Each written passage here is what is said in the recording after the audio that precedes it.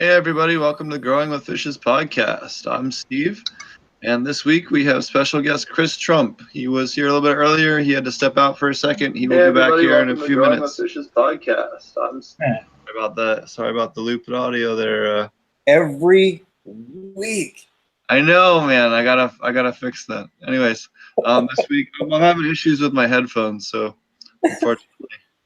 So, we thought we'd get started a little bit early since Chris had to step out for a minute. He will be back. And both Marty and Ganja Guy haven't been here in a little while, so we thought maybe we just touch base with them. So how are you guys doing? What's new? Both Marty and Ganja Guy. Somebody's looping. That's Marty. What's new with you, Marty? What's new with me? Well, all kinds of crazy shit, I guess, more in my personal life. My uncle was in the hospital last week. Oh, shit. Had emergency surgery. They flew him in. So that was stressful, but he's doing good, in recovery now. So all that's been good. But I was like in and out of work, back and forth to the hospital. I don't even think I went in the grow room at all for like 3 days. So it was everything survived all right. Some branches got a little too heavy and sort of super cropped themselves, just fell over. And so I did this one without any net or anything like that, and I've been having a debate with one of my friends that they wouldn't have enough support, and he insisted that they would, and all this other stuff. And so he kind of talked me into it. And I did I decided, okay, I won't do anything this time. I'll just go El Natural. But sure enough, like just not standing up. Maybe if I had a bigger dual root zone or something like that, but a number of them are just falling over. So I just used fishing line and tied them up, and not a big deal. But that was about the only real damage. One of the plants fell over pretty good, I guess, from some of the weight. That was the only big issue with it. But what are you gonna do? So aside from that, that Gorilla Glue will finish up probably next week sometime. I think I'll have to check the calendar and see when they started, but they'll finish up then. My outdoor systems are all taken off, so that's been cool, getting those cleaned out and loaded up. I threw a couple tomatoes in the front porch system. And what else is out there? The raspberry that's out there is re-sprouted and growing again. There's a bunch of mint and different greens and stuff that's all growing out there. And then in the backyard system where I used to grow cannabis before I got shut down, I have the elderberry bush from last year survived, and it's already going nuts. We were just talking about that before we started a little bit. It's really taken off, and it's doing great. I think it's going to get huge this year, so I'm pretty excited for that. So that's in dual root zone elderberry, which I just put in last year. And even the first year gave fruit, so that was pretty cool. The grape transplant from last year, didn't get any grapes on it last year, but it survived. It's also in dual root zone in the back. What else is back there? Oh, no, the raspberry that I transplanted from the front porch. I just cut a shoot out of the root system and put it in a dual root zone pot and moved it to the back. And it survived and survived the winter, and it sprouted again, so that's good. And so that's sort of what's that. All three of my systems are operational right now. So, well, I guess I have 2 in the flower room, so I have 1, 2, 3, 4 systems that are all running right now. And so yeah, just keeping up maintenance on those, keeping all the fish fed. Warranty going, all that good stuff. I found a bunch of grapes that we forgot in the car, so that was good to feed the worms. They were excited for that, and that's pretty much how I get most of my stuff, is all fruit scraps and things like that. So keeping the worms fed. I am making a new worm bin. I always start another one pretty much every year. Use yard clippings and stuff like that to start a new worm bin and get that going. I haven't worked on the raised beds too much, but I'll probably throw something out in the backyard. And I have a blackberry patch that I've sort of maintained hopefully get some blackberries out of that this year, so that'd be cool. Yeah, fun stuff like that. Well, you can't kill them blackberries, so That's right. I killed them all except for one area, so I'm trying to keep them like almost like a blackberry trellis, and I'm growing them in a big spiral like this. So we'll see how that goes. But that'll be cool. Yeah, that'll be cool. If you can keep them under bed, if you attend to them, you could just have them going up and down and all around in one spot. Just you wouldn't have to be traipsing through that stuff. And up here, I bet that'd be a lot better than having to deal with them down on the ground where you keep getting pricked no matter what. Of course, you're going to get pricked if you mess with blackberries. Anyway. Yeah, I had a couple of them just pop up in the middle of my raised beds. And so I was like, oh, okay, we'll give it a shot. We keep them out at the main yard, obviously, but a couple of them just happen to pop up. We get them on the other side of the fence, and they grow, there's basically a swamp right on the other side of the fence, so they grow all over that. And, they're gonna keep spreading out, and I'm sure that's where they spread from before. But, they grow nice blackberries, so we'll see how that goes. But since they popped up in the middle of the raised beds and I can't grow anything else back there except food anyway, and I like blackberries, so. Oh, okay. Okay, I was going to ask you, why did you want them in your raised beds, but there's nothing else there, so that's cool, yeah. Well, and it's just, basically about maybe a 4-foot circle that I just train them in a big spiral like this. So it doesn't take up a ton of room. Last year we grew a bunch of other stuff back there, like sunflowers, and we grew like pumpkins all around them. Although the blackberry did try to eat a couple of the pumpkin plants, just sort of growing over the top of them, and they got all twisted up in each other and stuff. And the pumpkin didn't like that at all. That one didn't do so well. So it will take over some of the plants, but it wasn't too bad as long as I kept up on keeping it up in a circle and trying to figure out a place to put it. So yeah, it's so invasive. It'll grow all over if you let it go. That's for sure. Yeah, or if you just not do anything to it, it'll take over. So we'll see how it goes. It might get to be too much work, and I just chainsaw the motherfucker, but we'll see.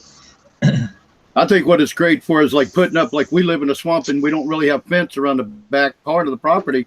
So I've been taking all the blackberry when I chop them up and throwing them on the perimeter of the property, and they grow up into a frickin' place you don't want to walk through. Oh yeah. Yeah. So it'll keep trespassers off your property. You keep putting them on the edge of your property, and then and try to maintain them there. I find that to be a good one too. A lot of small cannabis growers use them as some of the best fencing ever in terms of security. So yep. I see Chris just joined us too. Hey Chris. Hey guys. We're talking about blackberries. I love blackberries. Delicious. Oh yeah. Hey everybody, this is Chris Trump. I'll let Steve take over with his introduction now. So this is Chris Trump. He's pretty much the current world's leading expert in Korean natural farming. He's pretty much the first person that I'm aware of to do it on a commercial scale, at least in the Western world. And he's got a lot of documentation, more than anyone else. And he's really an amazing source of knowledge. I had the pleasure of meeting him at the Science of Regenerative Organic Cannabis Conference, and I was extremely happy to be able to get him on the show. And I very much am grateful for his time and to bless us with his knowledge on the show. So thank you so much for joining us. Yeah, it's a pleasure, man. Thanks. Yeah, not probably the leading expert. The creator of natural farming is alive and well in Korea, but I'll take the U.S. authority, or at least one of them. All right. So why don't you tell people a little bit about yourself and a little bit about what it is that Korean natural farming is. Right now it's all the rage, and we've had incredible luck, both Marty and I, with combining it. Now we're applying it to commercial scale aquaponic systems and having incredible luck with hybridizing it along with aquaponics. And a lot of people don't even know what it is, and I'm super happy to have you on and just educate people on it. Totally. Yeah, I was impressed in having conversations with you up there in Humboldt, California, and just the thought kind of lines of thinking that you're approaching this with. I was like, yeah, these guys are gonna figure some things out, and it's really what I was excited about is seeing that you're taking these concepts, these cues from nature, and you're saying, well, what else does nature do, or how else does it do things? And that's really in the smallest explanation, that's what natural farming is what does nature already do? What's it doing? How does it grow plants well? And how can we, even if we don't totally understand it, how can we just transfer that to our commercial growing zone? But with that, there's a pretty very scientific and pretty elaborate method to kind of captivate what nature's already doing, or use it in a commercial setting. So I understand you run a 800-acre farm, and you actually use these practices. Do you want to tell people about that and about your results and your findings on that? Because I was really astonished to hear about that. Yeah, we farm macadamia nuts on the Big Island of Hawaii, and one of the kind of reasons we farm is to provide a living wage in our community. And our community's a community dealing with gentrification and other things that's kind of difficult. And so we couldn't change that. Our bottom line wasn't good on our farm, and we couldn't change what we paid people and the kind of benefits we gave. So we started looking like, okay, how do we do this better, become more profitable while not compromising things that we care about? And we found out about green natural farming, gave it a very, we got the fire alarm going. It's not a fire. We gave it a very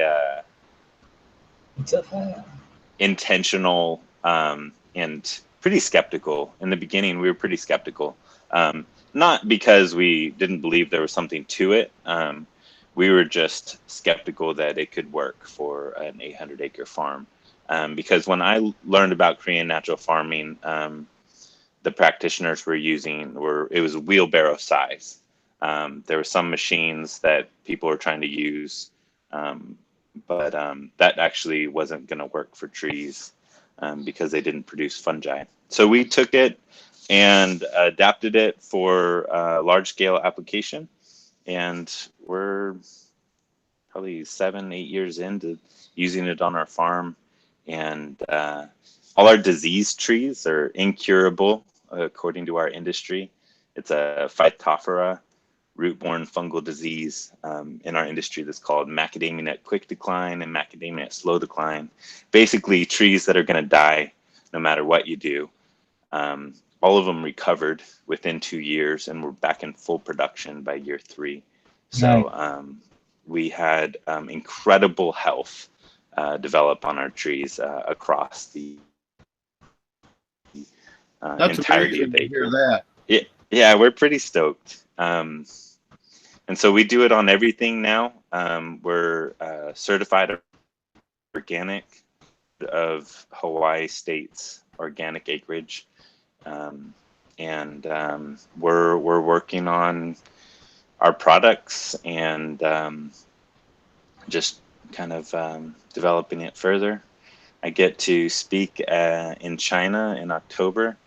The International Macadamia Nut Society president was out at our farm, and he's like, yeah, this is healthier than anything I'm seeing in the world, basically, and you're doing it cheaper. And so they invited me to speak about what we accomplished. And really what it comes down to is we're just emulating how the forest grows trees. We're just taking what happens in nature as far as soil health and fostering it to happen in a commercial orchard. That's amazing. Yeah, that's awesome. So do you think that the issues that you saw get resolved? I guess not the issues that you saw, but the um, the root issues that you guys were having before, and then introducing the different probiotic organisms and stuff, and you think fostering root health and dominating that with healthier microbiology is what led to those trees coming back? Or have you done any research or anything into what brought them back? I mean, obviously it's great. I'm just curious your thoughts on what the difference was in that. I mean, obviously I'm totally down with like biomimicry and all that stuff. I'm just curious your thoughts on what the mechanics of that effect is. Does that make sense? Yeah, totally. Yeah, Phytophthora is a worldwide problem. It's basically a very small hyphal diameter fungi that creates a relationship at the root tip and is parasitic. So instead of kind of symbiotic at the root tip, or the various technical ways to say that, the various ways that relationships are formed in the roots, Phytophthora goes up into the cambium layer and basically steals from the tree. So it's a bad deal. It pays poor rent. By bringing in natural farming, what we're doing is we're creating a highly fungal and diverse inoculum for our soil floor, our orchard floor. And by establishing these large hyphal diameter fungi that are all indigenous to the area from up in the local forests, we provide the tree with options, and the tree is smart enough to choose, to put it very simply, the fungi that pays the better rent.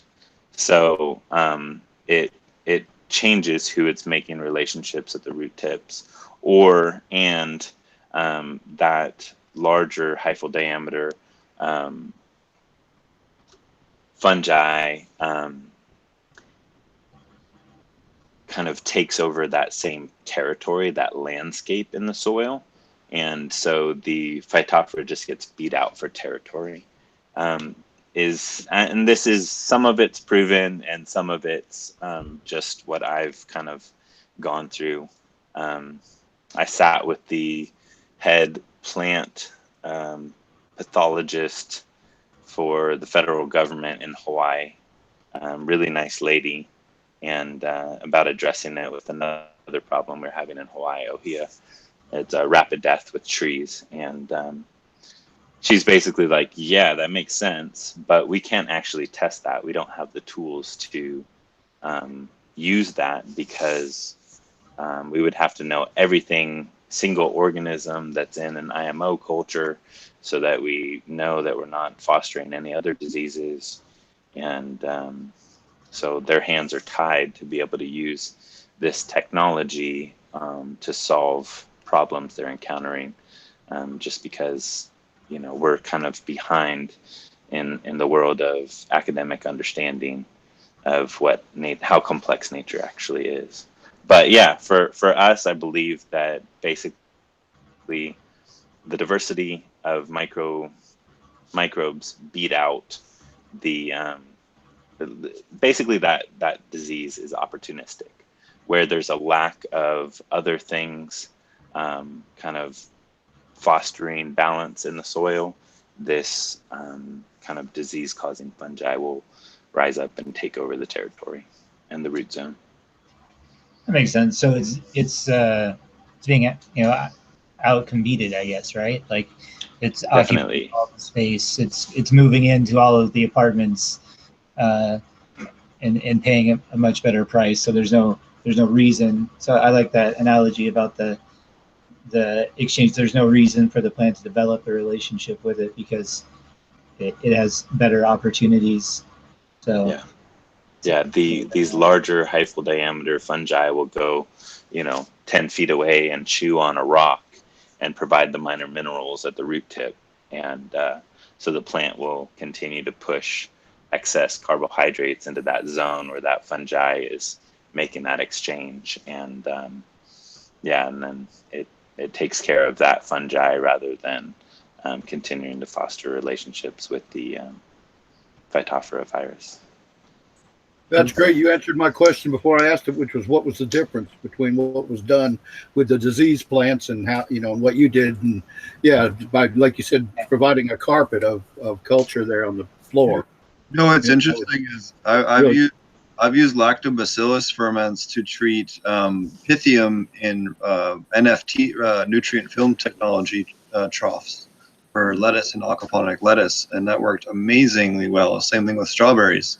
Again, because of the outcompeting, you have the beneficial microbe. I recently read a white paper on using lactobacillus ferment specifically for probiotics treating for meat processing, and how they had lower incidences of pathogens when they treated it with actual live lactobacillus for instead of treating it with bleach or some kind of bacterial, treating it with a probiotic, and actually had a infinitely lower. They had not a single positive test, whereas regular cleaners, they did not have that. They had a couple of positives. So that right there tells you that we should be switching over to probiotics, something that can keep up with these microbes rather than trying to nuke them and falling behind in the arms race. Yeah, this goes back to a couple of doctors a couple of 100 years ago, and that divide pasture. I would love actually that study that you read, man, because we have problems we run into with washing nuts, and there's things that can bloom in the wash, and I pitched that we add LAB, and for the industry we would have to show some peer-reviewed studies that we could do that. Anyways, so later on. It's a study from 2006. I posted it to the Aquaponic Facebook group as well as the UBI Facebook group, but I'm happy to dig it up for you. Thank you. So why don't you give people a quick overview of what Korean natural farming is, and then maybe some of the different things that you guys make. I know that the general kind of overview is that the majority of them are fermented or some kind of process, and at some point involving fermentation. I know I learned a heck of a lot watching your Oriental herbal nutrient process, which was totally new process to me compared to all the other stuff that I had heard. So every time I check you out and what you're doing, I'm always learning, so I appreciate you. But yeah, why don't you give people a quick overview of that if you don't mind? Yeah. So the real strength, or one of the things that I think probably the most important in natural farming, and I apologize in advance, there's some acronyms that it's like joining the military and everybody's speaking a different language or something. It's rough to get started, but there's a bunch of acronyms in Korean natural farming, and it's just so you're not saying these long words like microorganism over and over and over again. As I go through just an explanation, no, there is a YouTube. You just search my name, Chris Trump, on YouTube, and you can dig deeper into some of this. And then there's a bunch of information available online. I made the videos so that as you found all that information online, and you're like, okay, I need a simple, short thing to just figure out how to do it. I made. Is there a place that they have the entire list that translates all these acronyms? There's several places. I'll do that on naturalfarming.co. That'll be really better done in the next couple months. I'm kind of redoing that to make it one place. Naturalfarming.co is going to be your. Yeah, that's not a super thriving website quite yet, but there's cgnfhawaii.com. There's naturalfarminghawaii.net. That's my friend Drake's website. But yeah, I'll be putting a bunch online too. But there's a great Facebook group that's really active. You can ask a bunch of questions there. It's just Korean Natural Farming Facebook group. I'm an admin there, so make sure you get in. Yeah, we've had some friends that have some problems there. Sometimes. Yeah, it's I'm kind of over Facebook in general, but no. I hear you. So back to the explanation. The real core, and it's hard for a lot of people, though it's actually the strongest bit in the whole thing, is IMO 1 and 2. what that is, IMO stands for indigenous microorganism. Indigenous is central to most of the philosophy in natural farming, and it's philosophy mixed with really scientific thought. So just because talk philosophy and we talk Eastern thought doesn't mean it's off science. It's just the way things are communicated.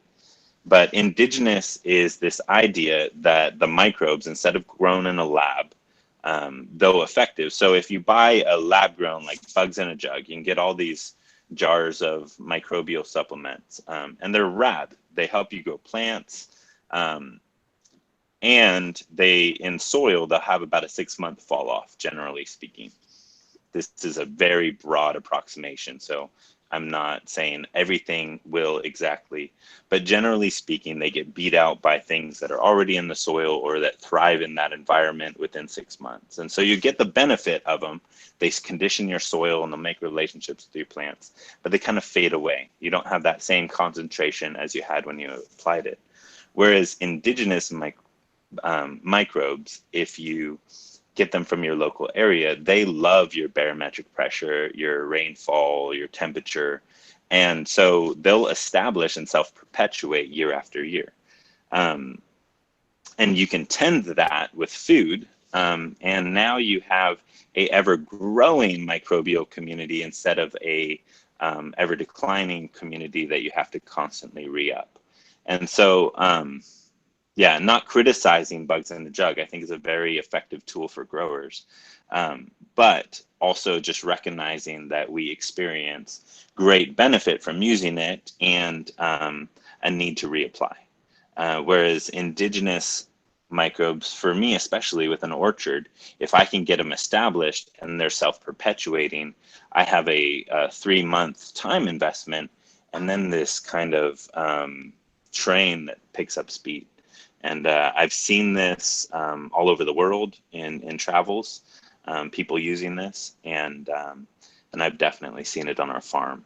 We went from a few worms per cubic foot to a few hundred per cubic foot in a period of 4 years. And it just now, like, you can just scratch the soil and there's tons of baby worms and everything. Gets decomposed, and my whole orchard floor on 800 acres blooms white. Like 800 acres is a lot of territory, and we didn't pay a lot for that. We just to put into perspective, to make everything, to buy everything, and to apply it, we spend about $27 per acre per year. That's impressive. It's nuts. So that's below or approximately similar to commercial applications. Yeah, that's crazy. That's why we had. I wanted to bring up, because both you and Josh are here. Cowboy, the cowboy that was at the thing. Do you guys want to touch a little bit about that? Because that guy was about as far as you get from a cannabis grower, and he was there to learn from you. And I would love to hear you guys touch on him, just to give people's perspective on how the stuff that you're working on so much with that even, and then the cannabis stuff even applies to people that are about as far removed from people that normally would think of the way that we do.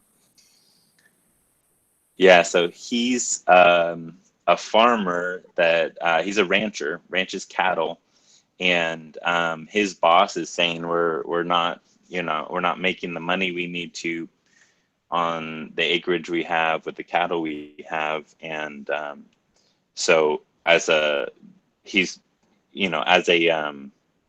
just choice for bottom line, he said, we're cutting all fertilizer.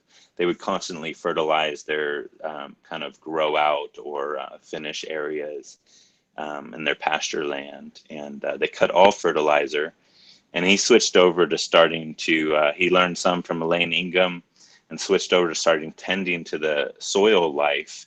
And he's getting increase in yields per cattle per acre, and increase in bottom line, while cutting all kinds of costs. And he has less effort and work. He doesn't have to make hay anymore. It was a lot of fun. And then I got to just share with him tidbits that are crazy cheap, almost free, that he can do to on a large scale tend to grassland fertility. He was a cool guy. He was yeah, just a salt of the earth kind of rancher out here in Idaho, actually, where I am right now. And he was just happy to be there talking about soil life, and it was fun. Yeah, that was awesome. So why don't you tell, you have a lot of amazing tutorials on your, I know you don't like to go through all the different steps and stuff like that, but I did have some, you have a lot of amazing tutorials on different solutions on your on your YouTube and other places. Do you want to tell people about the different tutorials you have on there, and maybe just a quick synopsis on the different Sure. types of nutrients that you use? Yeah. So yeah, IMO, which I said that simple indigenous microbe organism, has four or five stages. So first stage, you're putting out a collection into the forest. You're just grabbing some of your indigenous microbes. Second stage, you're putting it in cryo-freeze, to use a science fiction word, but you're basically causing it to go dormant so that it stays in that same kind of state as when you collected it. And then third phase, you cause it to grow out. So if you start with 100, I used an analogy of cattle, since we're talking about cattlemen. IMO 3, which is a tutorial online, is when, if you say you take a handful, maybe 20 cattle over 100 acres, and you just put them on, but you give them infinite grass and perfect environments, and you get 200,000 cattle in 100 acres. So that's kind of what you're doing with IMO 3. You're taking a little bit of microbes, you're giving them perfect environment, moisture, food source, and then nutrients, which there's a whole list of nutrients that you make with natural farming. They grow out. So now you have this highly dense, kind of like a compost concentrate of indigenous microbes that's very inexpensive. And then you mix that with soil, your local soil, which brings in some of your nematodes and microarthropods and flagellates and et cetera. And so now you have a fourth stage of this IMO grow out. And what that does is it gets everything kind of accustomed to your soil and the microbes that are there. So when you apply this to even fresh and living plants that are even, seedlings, there's no shock to your soil or your environment, because you're using everything's already friends, and which is really nice. You don't have to have that scenario, but really it makes it so there's no downsides. You can apply it, no downside, so you can apply it at any stage in plant life with benefit only.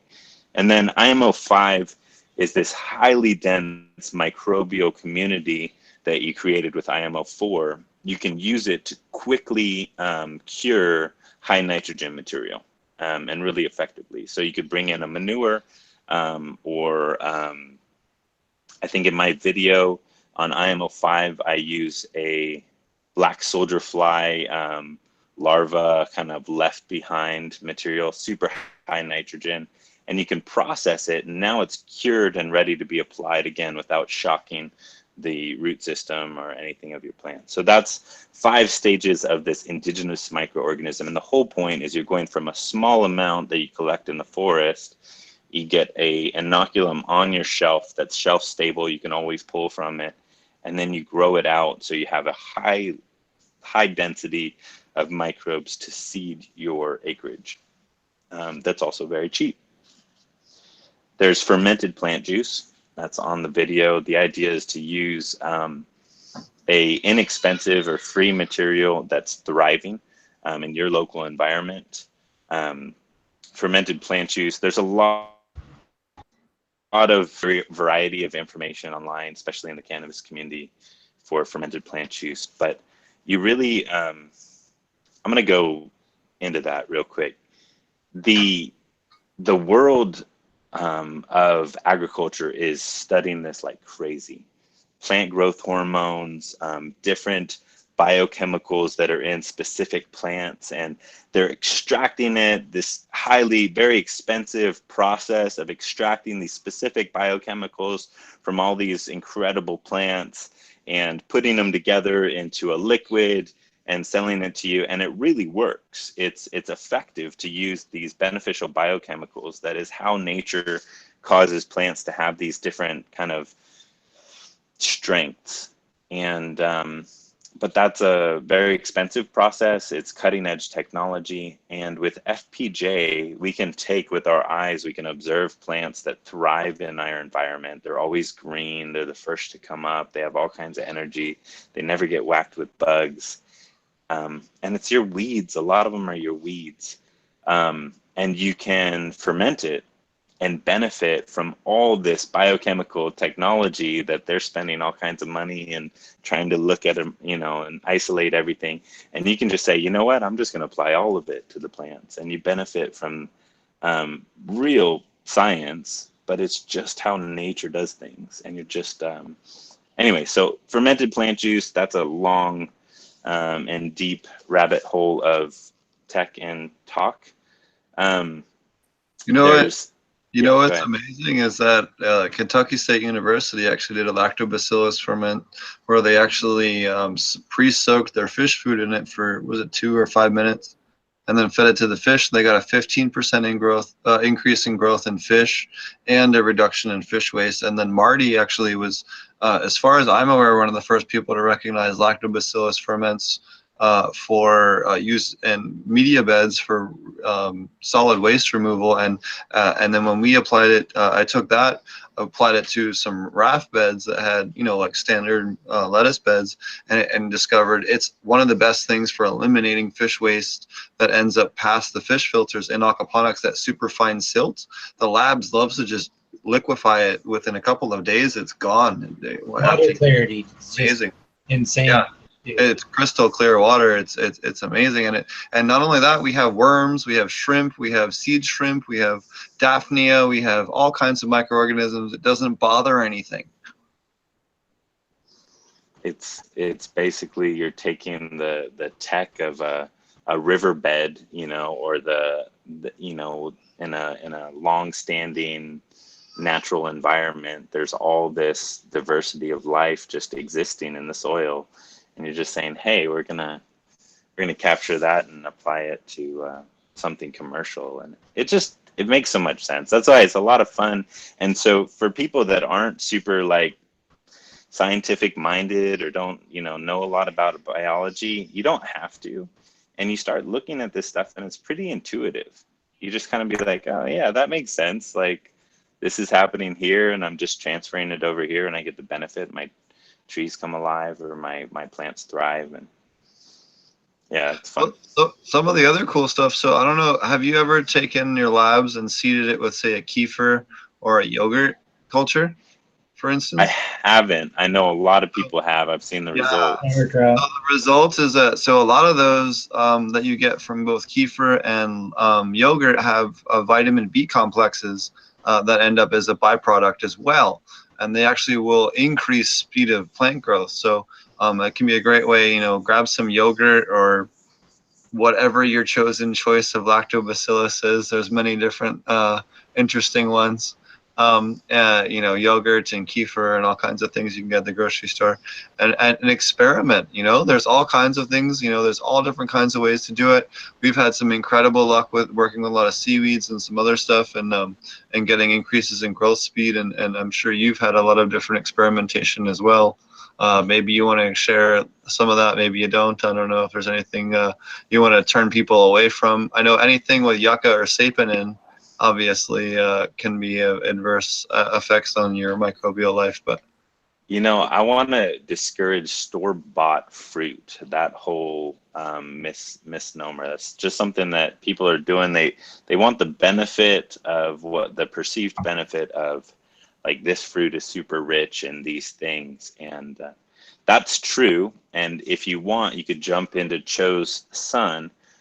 Makes what's called Jadam liquid fertilizer, JLF. So jadam is part of natural farming. The broader, let's call it a broader umbrella that is natural farming, and the Korean natural farming we'll call Chohan Yu. So it's this 80-year-old dude that lives in Korea, one of my teachers, and his son is Choyun's son, and he created jadam. Jadam is a son looking at what dad did and saying, it needs to be simpler, it's got to be easier for the farmer and cheaper.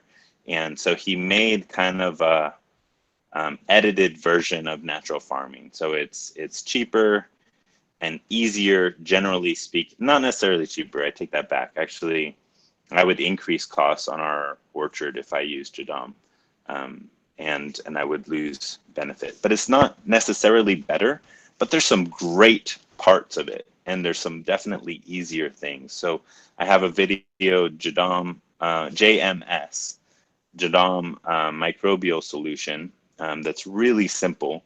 So it's a little bit better than lactic acid bacteria labs, and as far as diversity, and then but not quite as cool as IMO as far as diversity. So it's kind of an in-between. But they have jadam liquid fertilizer where you can just throw anything into water and you never take the solids out. You just strain out the liquids and add more liquids. So you have this constantly building kind of diversity of stuff, but also just you're going, because it's an anaerobic ferment, you're getting more of the contents of the plant and less of the kind of yeasts and bacteria and fungi that exist on a healthy plant. Whereas FPJ, the reason you want a wild collected early in the morning while the dew's still on it is you collect all this microbial life that helps that plant thrive.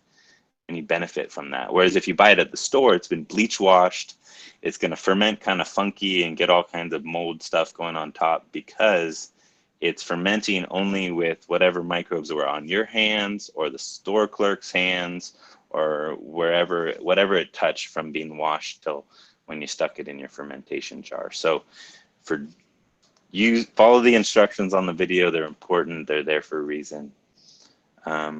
What's another good one to talk about, man? So I actually wanted to touch on the FPJ real quick. So when I was in Jamaica, they were taking 55-gallon drums and taking sweet sop, sour sop, and mango skins mostly, throwing them in along with cow milk or goat milk and some water and fermenting that for 30 to 45 days, which I thought was very interesting. But not only that, to hear how indigenous grow methods from the Caribbean were very similar, at least maybe not identical, but similar in theory and process to what you were talking about later on. Once I learned what you were doing, it was like very interesting to see a completely opposite end of the world, but similar thought process. It's all over the world. It's every culture. So we had all these things that the grandfather would pass down to the son, and then the son would pass down to his son, and they would be successful farmers with fertile land and using what they had available. And then we got smart and we learned about chemistry and we just, said, hey, we can do it better and cheaper. But then we got smarter and learned that our soil was all dying, and now we need to go back and learn from Grandpa. But in the U.S., we're about 3 generations away from Grandpa's dead. Yeah, exactly. We're about 3 generations away from that knowledge. So we need to go outside and look at where some of this has been preserved. And science is the study of nature. It's yes, it happens in colleges, but it also happens over 200 years of repetition and accidental experimentation and using what works. And so you have all these traditional practices that farmers who aren't stupid people, they like their yields. They like what works. Farmers choosing what worked and leaving out what didn't. And so you have this, anyway, so there's a lot of that around the world. There's in Greenland. We all get the math, right? Like when it comes to yield, like they all know, like the math part is universal, like 20% more, Yay! You know what I mean? We'll keep doing that. Yeah, right. Everything died. Okay, we won't do that anymore. In Greenland, they take manure from the at the last harvest, and there's manure in the field. From take the manure, they'll scoop it up, they'll stuff it in a horn, a hollowed out horn, and then they'll cap it with some wax or some mud, and then they'll bury it 4 feet underground. And then the next year, after the thaw, they'll dig that up, they'll put it in solution, and they'll sprinkle their cropland with it. Now, what have they just done? They've taken all the microbes that developed over the growing year, the spring and summer and fall, and they preserved them below the frost layer, so they didn't freeze, below the freeze layer, and then used them to jumpstart the microbial life in their cropland, before the next year, right as the next year was beginning. And that's just another example of an indigenous practice. They didn't know that there were germs or microorganisms. Somebody just discovered that this worked, and so it was done. And we can look at it and say that's solid science. But they didn't have a microscope. The original recharge. No, I'm just kidding. Yeah. Well, leaf litter. I mean, I think it makes sense if you look at it logically. Like, what falls on the ground and the leaf litter that's there is what's feeding the plant. Like, I think that, what forms the soil. Somebody hundreds of years ago would follow that same logic to some extent. You know what I mean? Yeah. And fungi in that leaf litter, that, where plant roots can't digest sand, silt, and clay. Fungi can break down all this inorganic matter and extract minor minerals and, make it available for your plants. And so all kinds of cool stuff happens. So what natural farming is a look at that, and then a compilation or an elegant putting together of these things that have happened over hundreds of years in Japan and Korea, and then some downloads from the creator himself, as Master Cho would describe, some dreams that he woke up, wrote down, and then saw that they really worked. And but it's, as I have dug into it using a microscope and bouncing off with different experts, PhDs in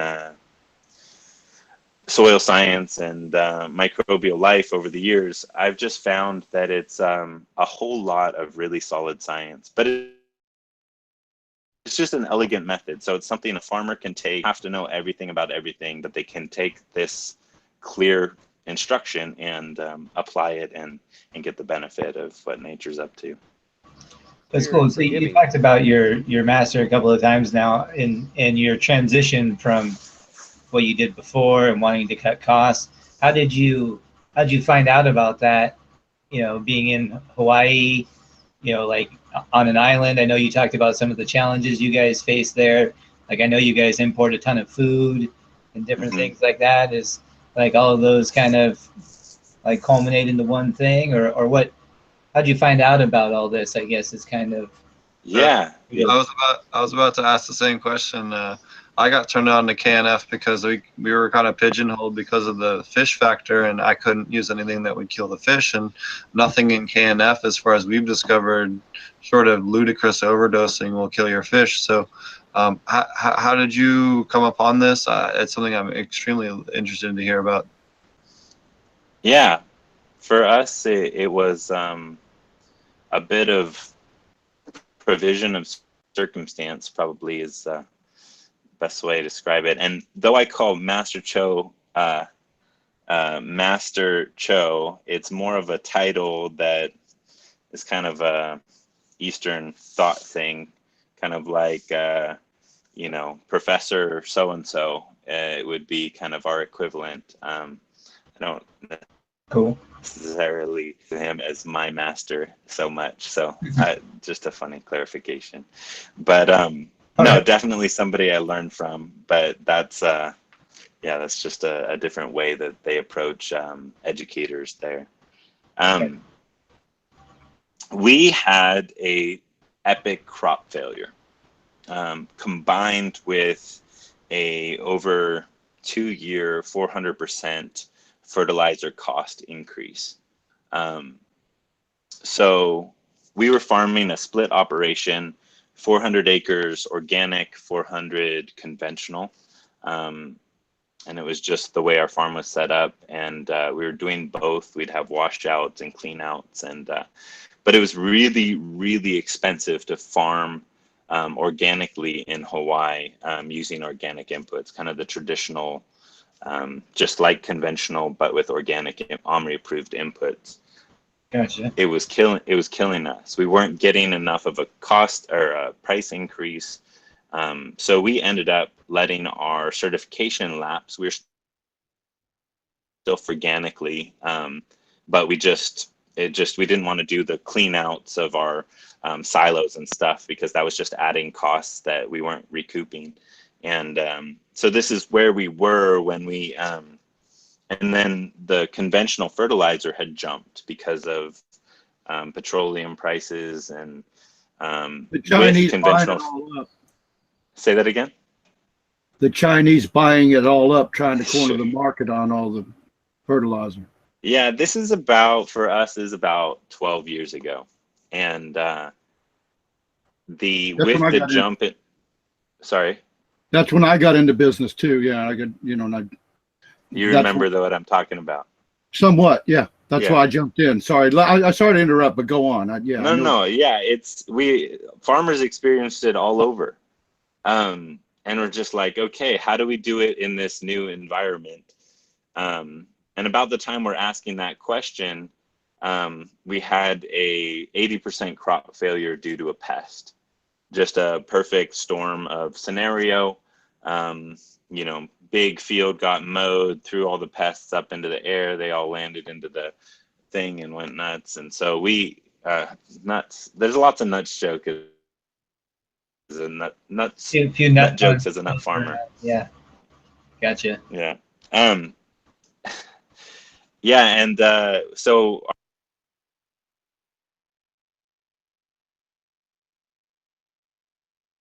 we lost some people. We lost half the show. I'm still here, I think. Oh, Chris is hey. back. Oh, that's just back. The internet split. Oh yeah, sorry. I'm back. No, that was Josh. The Google issue. That's happened maybe 3 times before. Out of 88 episodes. Go ahead. You were saying? Okay.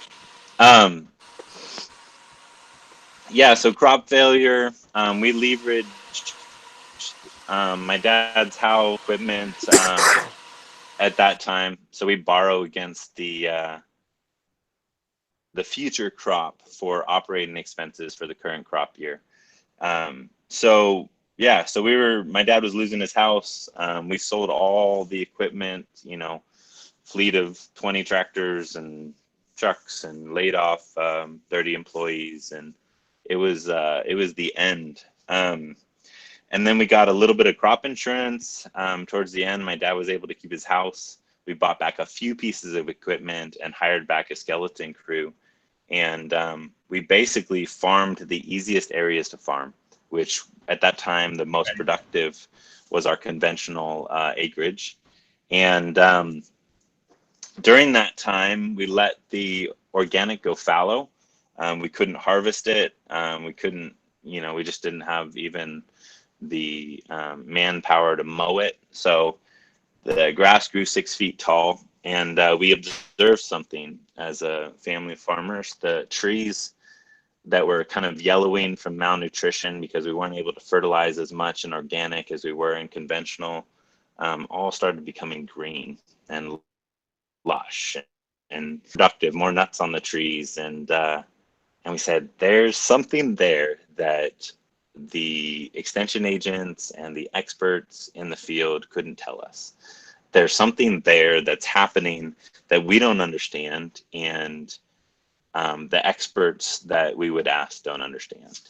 And there's little kind of anecdotal things. Oh yeah, well, you're not taking the crop off, so the trees are doing better because you're not taking the crop off. And I heard that, but the health was beyond that. there was something else. And so I committed to know nothing. I grew up son of a farmer and hanging out with all the people that walked through and made recommendations and prescriptions based on soil analysis. And we decided to know nothing. And about that time, this pediatrician who had practiced medicine his whole life and observed everybody continually getting sicker, though medicine got better, said something's got to give. And he met Master Cho. He was a Korean American guy named Hoon Park in Hilo. And so he started translating for him, and he came out and visited. And he visited through a grant. He visited my town, this tiny town, 40 minutes from the nearest stoplight in Kohala. And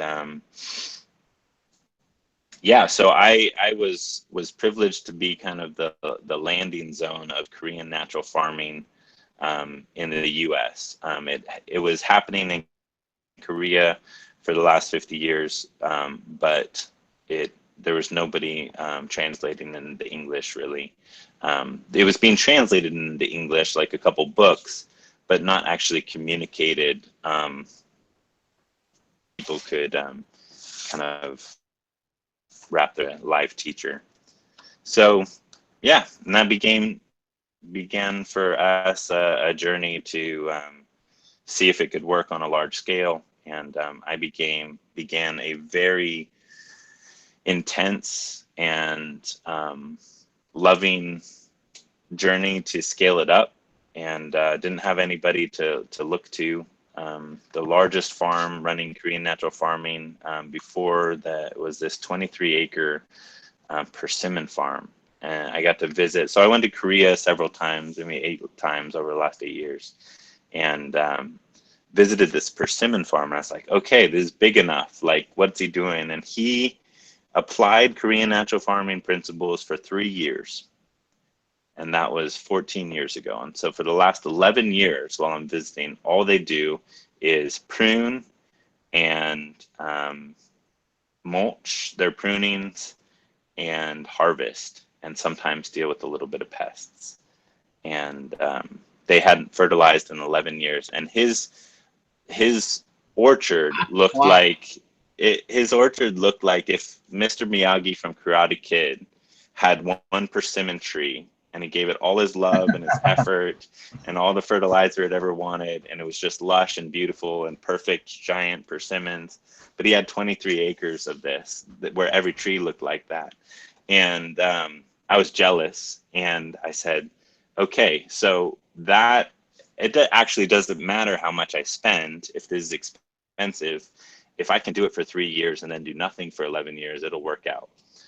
And so we're experiencing perpetual health in our orchard. And so, yeah, that was some of our journey. I did a lot of mistakes in scaling, and I came to a place where I created a liquid IMO recipe that's a little deviation from how they do it in Korea. And I have that online. So that if you could get to a point where you're creating that liquid IMO that I demonstrate in that video, creating a really good IMO 3 and then making liquid IMO, you can farm anything with that, and you can farm it cheaply. So yeah. That's amazing to hear that you can reduce the costs that much and still produce that well. It's fun. Yeah, we use the amount of nitrogen that's recommended for macadamia nuts is we use about 5% of the recommended amount of nitrogen per year, if that.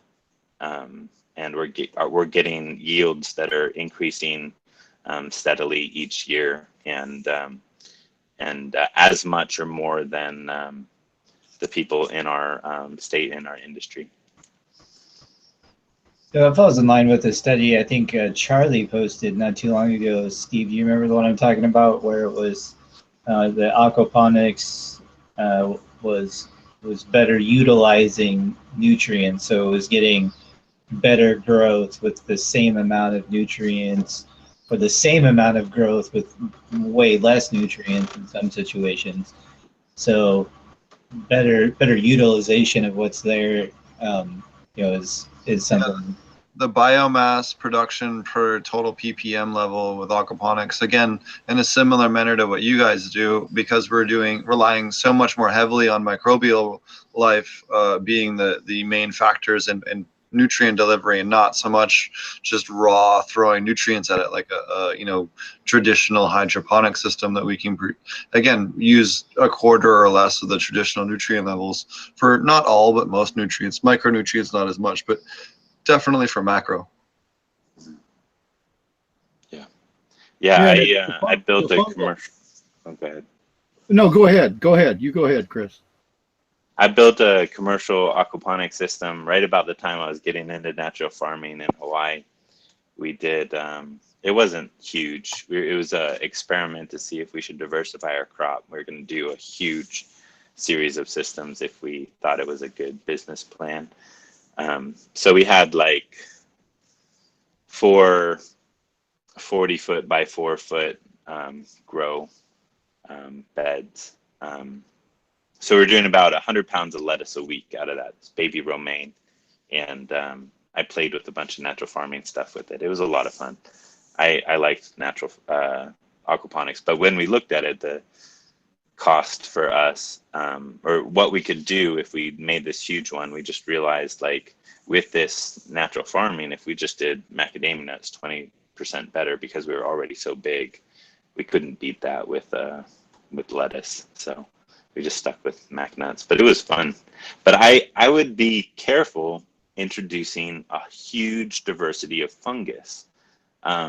That's something I didn't get to play with it long enough to really come to a solid conclusion, but I would theorize that you're better sticking with those bacterial ferments like fermented plant juices and LAB than jumping too deep into real IMO production and getting it into your aquaponics. I think something kind of was a little funky with that amount of microbial diversity in a water system.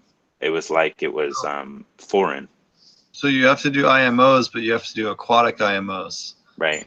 Well, see, I was thinking about that with my outdoor aquaponic systems. In a way, version, they and I applied that straight to my grow beds and could see mycelium growing over the top right away. It was pretty interesting, but it didn't really seem to have any negative effects in my system. So just on that exact topic, so in Colorado, I had a whole bunch of clients that were doing rainbow trout and brook trout and other things at above 7,000 feet. A whole bunch of different clients, a lot of preppers and stuff when I worked at the aquaponics source. And what I always told them is go to your local trout stream nearby your house, any brook, and scoop up some of the sediment and put it into your filter. And even if it's just in the bottom, or put it in the bottom of your media bed or in your grow bed, that's totally fine.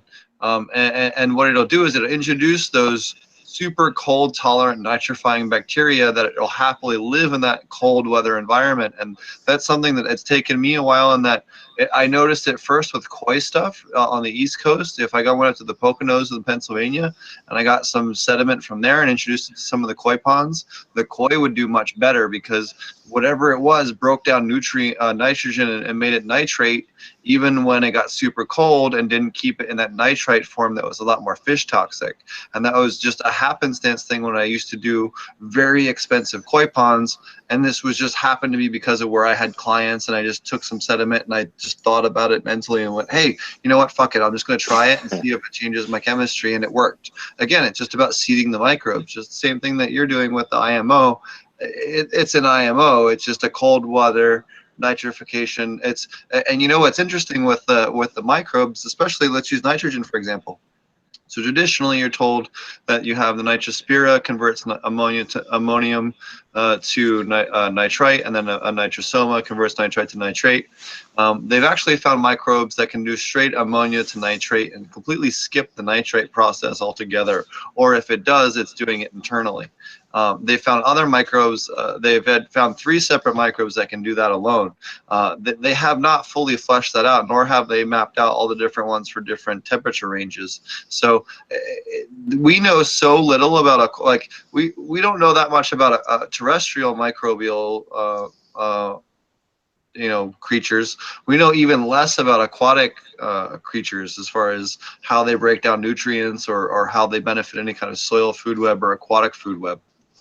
That's a really good point, is we understand so little. And what you're doing is intuitive. What you talked about, grabbing, like you just did something, and that's kind of wisdom. Like you didn't have knowledge about it, but you applied kind of wisdom, where you're like, I don't understand it, but I'm gonna not mess with it. I'm just gonna do what nature's doing in this. And I think that's key. If you're gonna mess with natural farming, I think it's key to kind of be like, okay, I'm not gonna try and say I understand all of this, because all of academia doesn't understand at all of this. I think 0.03% of what goes on in the microbiological world is a high number for us, and it's ever increasing. We're learning more, but and most of that's about human pathogens. But the thing with natural farming is the kind of commitment to say we're not going to mess with it too much. We're going to apply what we do know, and yet kind of be humble with what we don't know. And it works. Kind of just saying, hey, I'm not going to mess with nature too much. I just want to use it how it already works really well. And it's pretty effective. I'm sold. I mean, we've been having BrayneGro and a bunch of other people. We've been right along this topic of conversation for months, and I'm sold. And I live in a swamp. I can't wait to get started. I got, like you said, I got the weeds. I got the weeds you can't kill, I know we've been talking about this, how you can find your fungi, from the roots of these plants that don't die, right? And your indigenous plant. You want to explain to people a little bit real quick, just on that exact note, since you brought up weeds, how when you have the right soil microbes, that weeds go away because the microbes change? Because I know you and Elaine Ingram are part of the two people that I've met that have very good ideas on that, and then can explain it in a way that most people can digest. Yeah. I actually we actually got a grant from the RMD of the County of Hawaii to duplicate something I did exactly on this topic. A friend of ours is he was in my dad's wedding. He's kind of like in Hawaii we call him Hanai, kind of like adopted uncle. He's not really family, but he's family in Hawaii. And so he was having this problem where his pasture doesn't produce grass anymore, and his hobby is growing 2 cattle on 2 acres. He gets them his wean offs, he grows them out, and he takes them to market, and he makes $1,000 or something each. He enjoys it. He enjoys feeding them. He enjoys talking to them. But it was really frustrating because his cattle didn't have grassland anymore. And so he calls us up because he gets this quote to disc it, which is like 18-inch disc. He's going to just tear up this pasture and turn it under 3 times and then reseed it. And part of the problem is he had this plant called fireweed. And it's the bane of the cattlemen of Hawaii. And I think it's actually a problem in Texas and stuff too. But it's this yellow flower that when cows eat it, they die. It produces a toxin for them in their gut, and they lay down, they stop eating. And sorry, this is going to be a slightly longer story to explain, but it'll be, I think, helpful. And so one of his cows ate it. After he asked us about this quote, it was this pretty expensive quote to get this done. I was like, that's not going to change your problem. Your problem is microbial, and it was because I saw all that us on our commercial land. We were still a split operation at that time. We started natural farming on our organic before we even stopped being commercial. And on our commercial land, there was an herbicide strip during harvest where they herbicide this 10-foot strip right under where all the nuts dropped so that they didn't have to mow all the time. And everything would die. And the first thing to pop back up was fireweed, this yellow flower plant. And what I had learned through studying microbial life in the soil is that glyphosate causes a deoxygenation of the soil. Oxygen can't be taken up in the areas where it's been applied. And so all your oxygen-loving microbial life dies. It's like this suffocation. And so there's no life basically in these soil strips where it's been sprayed. But the first thing to come back, the fastest thing to recover is bacteria. Fungi takes longer. It needs to be physically, a seed of it, a spore has to physically land in that area and get going or be there already. It just takes longer to get established, whereas bacteria can get going right away. So this fireweed, I hypothesized, was bacterial loving. That's why it can come up faster than the grass in these areas, because it could thrive in this new microbial climate. And so to disc all of his pasture land was going to just cause these bacterial loving plants to continue to mash any of fungal connections that there were. He wasn't really going to get any solution. It wasn't going to make his land more fertile.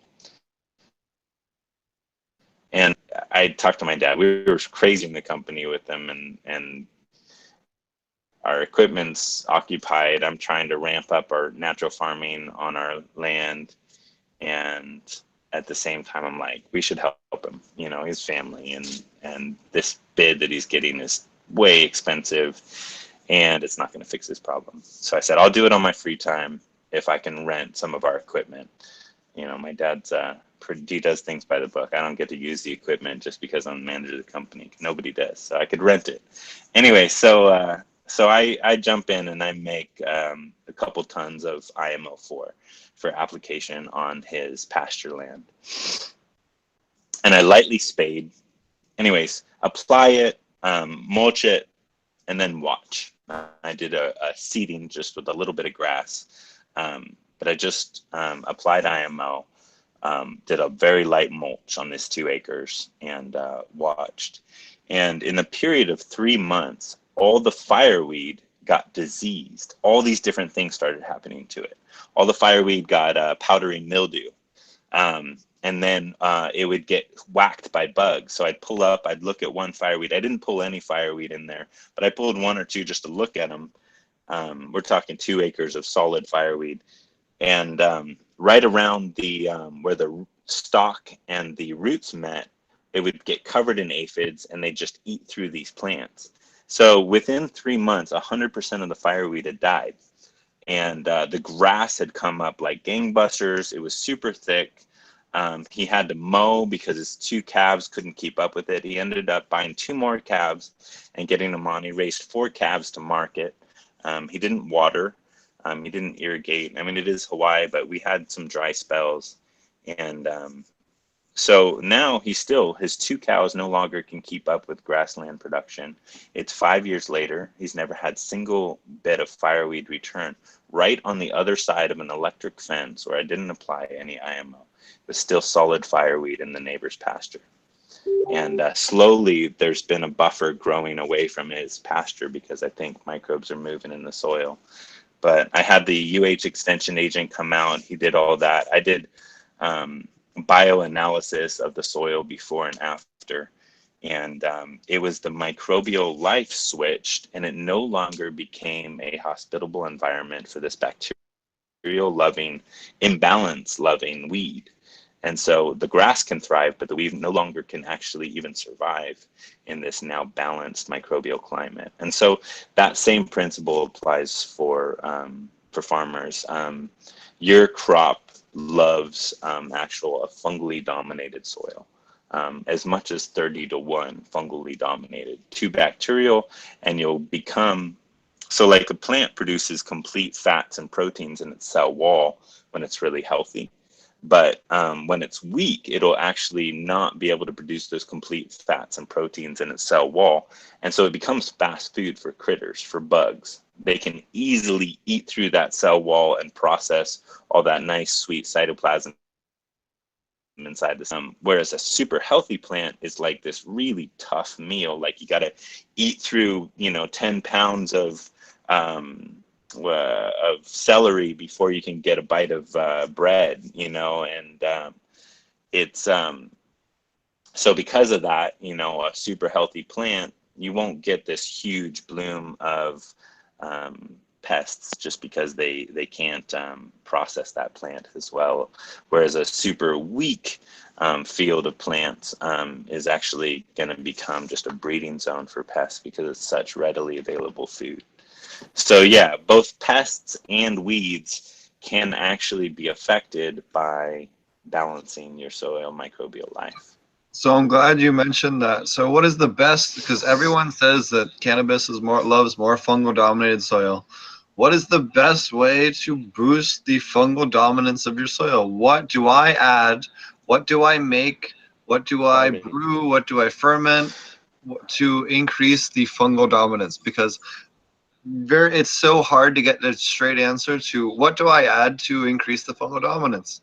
So I'm glad to have you on, and I really hope you can give us, even if it's a long answer, just an answer.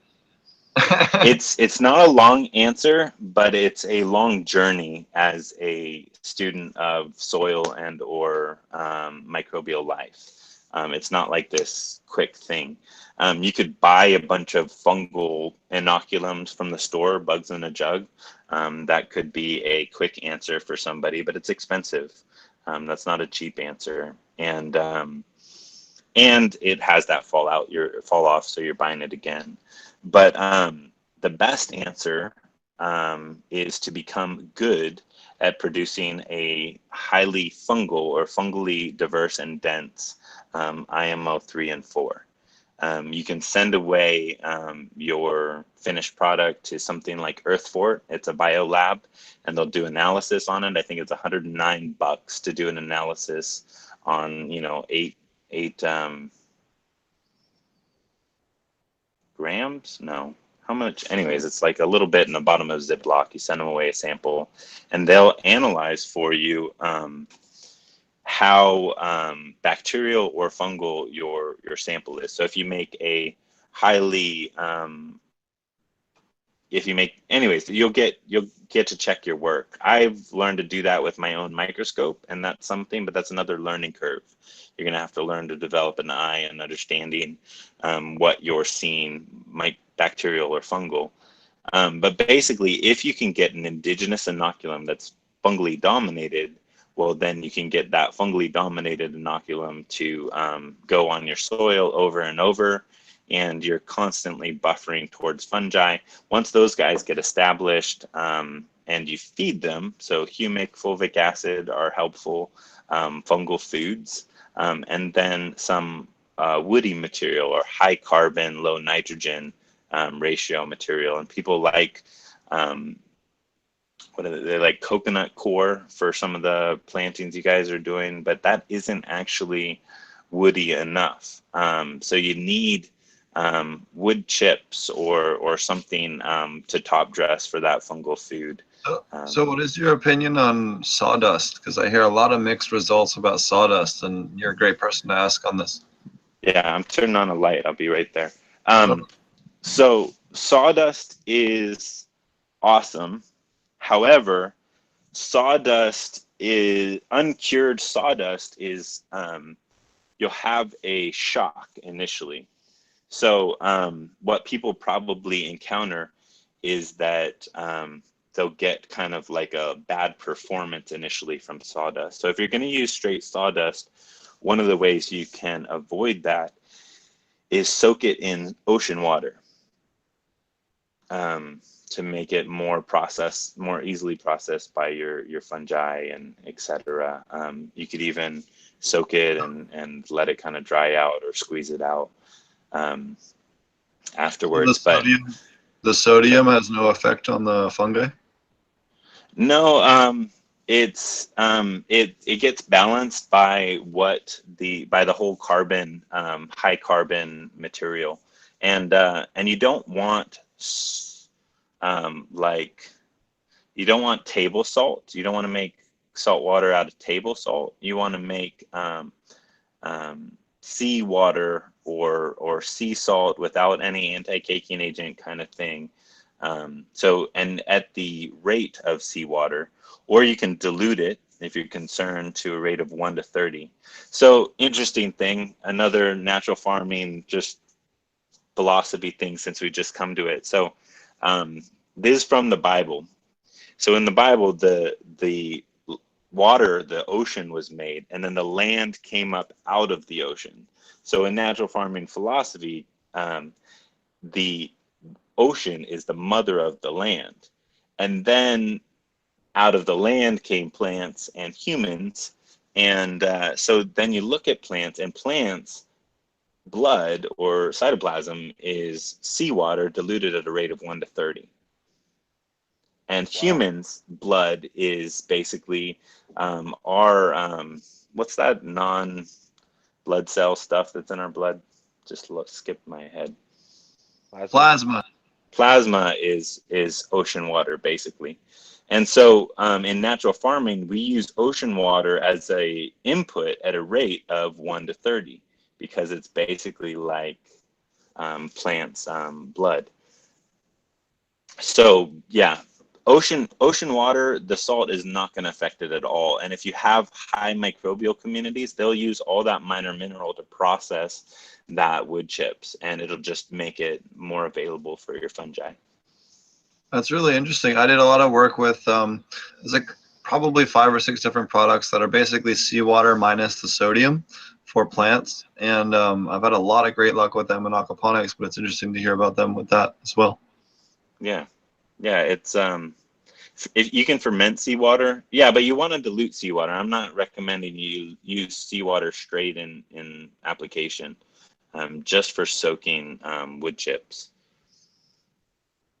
So you would soak them, and then would you give them a freshwater rinse to pull at least a little bit of the sodium, or would you just soak them, dry them out a little bit, and then use them? I'd use them, but you have to understand how to make IMO if you're going to use sawdust. Or you could top dress just lightly. Yeah, plus you'd also have to think of whatever kind of tree you're dealing with, because some are more acidic, some are more alkaline. Yeah. With the IMOs, if you're making IMO properly, it'll balance your pHs. So we had all these recommendations from our experts in our orchards, and we'd have these alkaline soils or these basic soil tests, and they say, oh, apply lime at 10 tons per acre, and or whatever, 2 tons per acre, and we got that same prescription for 10 years straight, and we did it. And about the same time I started asking about what's happening in our organic orchard that's coming alive after leaving it to go fallow or rest, I said, maybe that prescription isn't working. And all our orchards are completely pH balanced now, or stay right within that realm of balance. And we don't apply anything to balance our pH. And we used to have all kinds of pH issues when we were applying conventionally. So I think with balanced microbial diversity, I remember one thing I was going to say about how little we understand about microbes. One of the things we understand nothing about, like literally nothing, is the interaction between diversity of microbial life. We understand, we will isolate one microbe and we'll kind of get a feel for what it does, but we understand so very little about take 300 DNA diverse, which is a small group of diversity, 300 different microbial bodies in a community in soil, and we don't actually understand how they affect each other or what they do in teaming up to process nutrients or make them available. That is so little understood in the world of microbiology.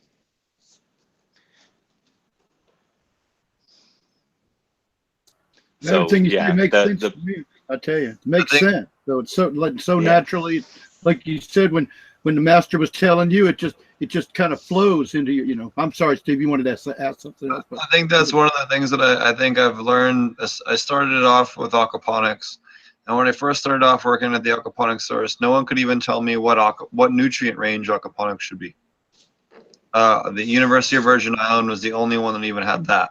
And then I focused in on that. And then all of a sudden I got turned on to Korean natural farming and some of the microbial stuff. And then I realized my whole way of thinking about trying to hone in on these tight ranges of nutrient ranges was wrong. I needed to factor in the microbial stuff so much more than I was giving it. And once I did that, I realized, I think I could get way lower than the nutrient ranges I'm even doing now. And then suddenly, you can fully get, not all, but the bulk of your nutrient supply off of your fish. And now I'm, generating fish and meat and cannabis or medicine or whatever else. But it was really interesting. And now we're discovering how to even improve aquaponics far above and beyond anything that anyone ever done, especially in regards to filtration, removing a lot of the heavy mechanical stuff that, a lot of people do, decoupled or bead filters, a bunch of other stuff that cost a bunch of money. And we're achieving stuff that is not only less money and equipment, but significantly better results than anyone else doing any of this stuff that costs significantly more, the same way that you're running it with fertilizer. And it's just really awesome to see how the whole industry has evolved and how everything's kind of moving towards that, and how I think that, it's kind of the future of all agriculture, be it organic hydroponics or aquaponics or soil or anything, because it just makes such a night and day difference. Even applying it and hybridizing it, it's not even close. It's almost laughably different because of how much better of a job it does. Everything is becoming hybridized. That's plain and simple. Just like the dual root zone, you're hybridizing a soil and aquaponics together, which is built off hydroponics. It's like it's just an ever evolving equation. It's pretty awesome though. And I tell you what, anybody listens to this and have done a little research for a little bit, you have to see it. You have to see how logical it is, especially once we started getting into the microbial and the fungal aspects of the subsoil and all that. In the root zone, it just makes sense. It just makes so much sense, and it does. We all know that if you have a healthy plant and it's treated in the right environment, good growers that keep their place clean and do everything, even if it's by the rules, so to speak, they don't have the pests that other people have, because they make a healthy plant. We discuss how if the plant's healthy, it'll propel the pest by its own nature, right?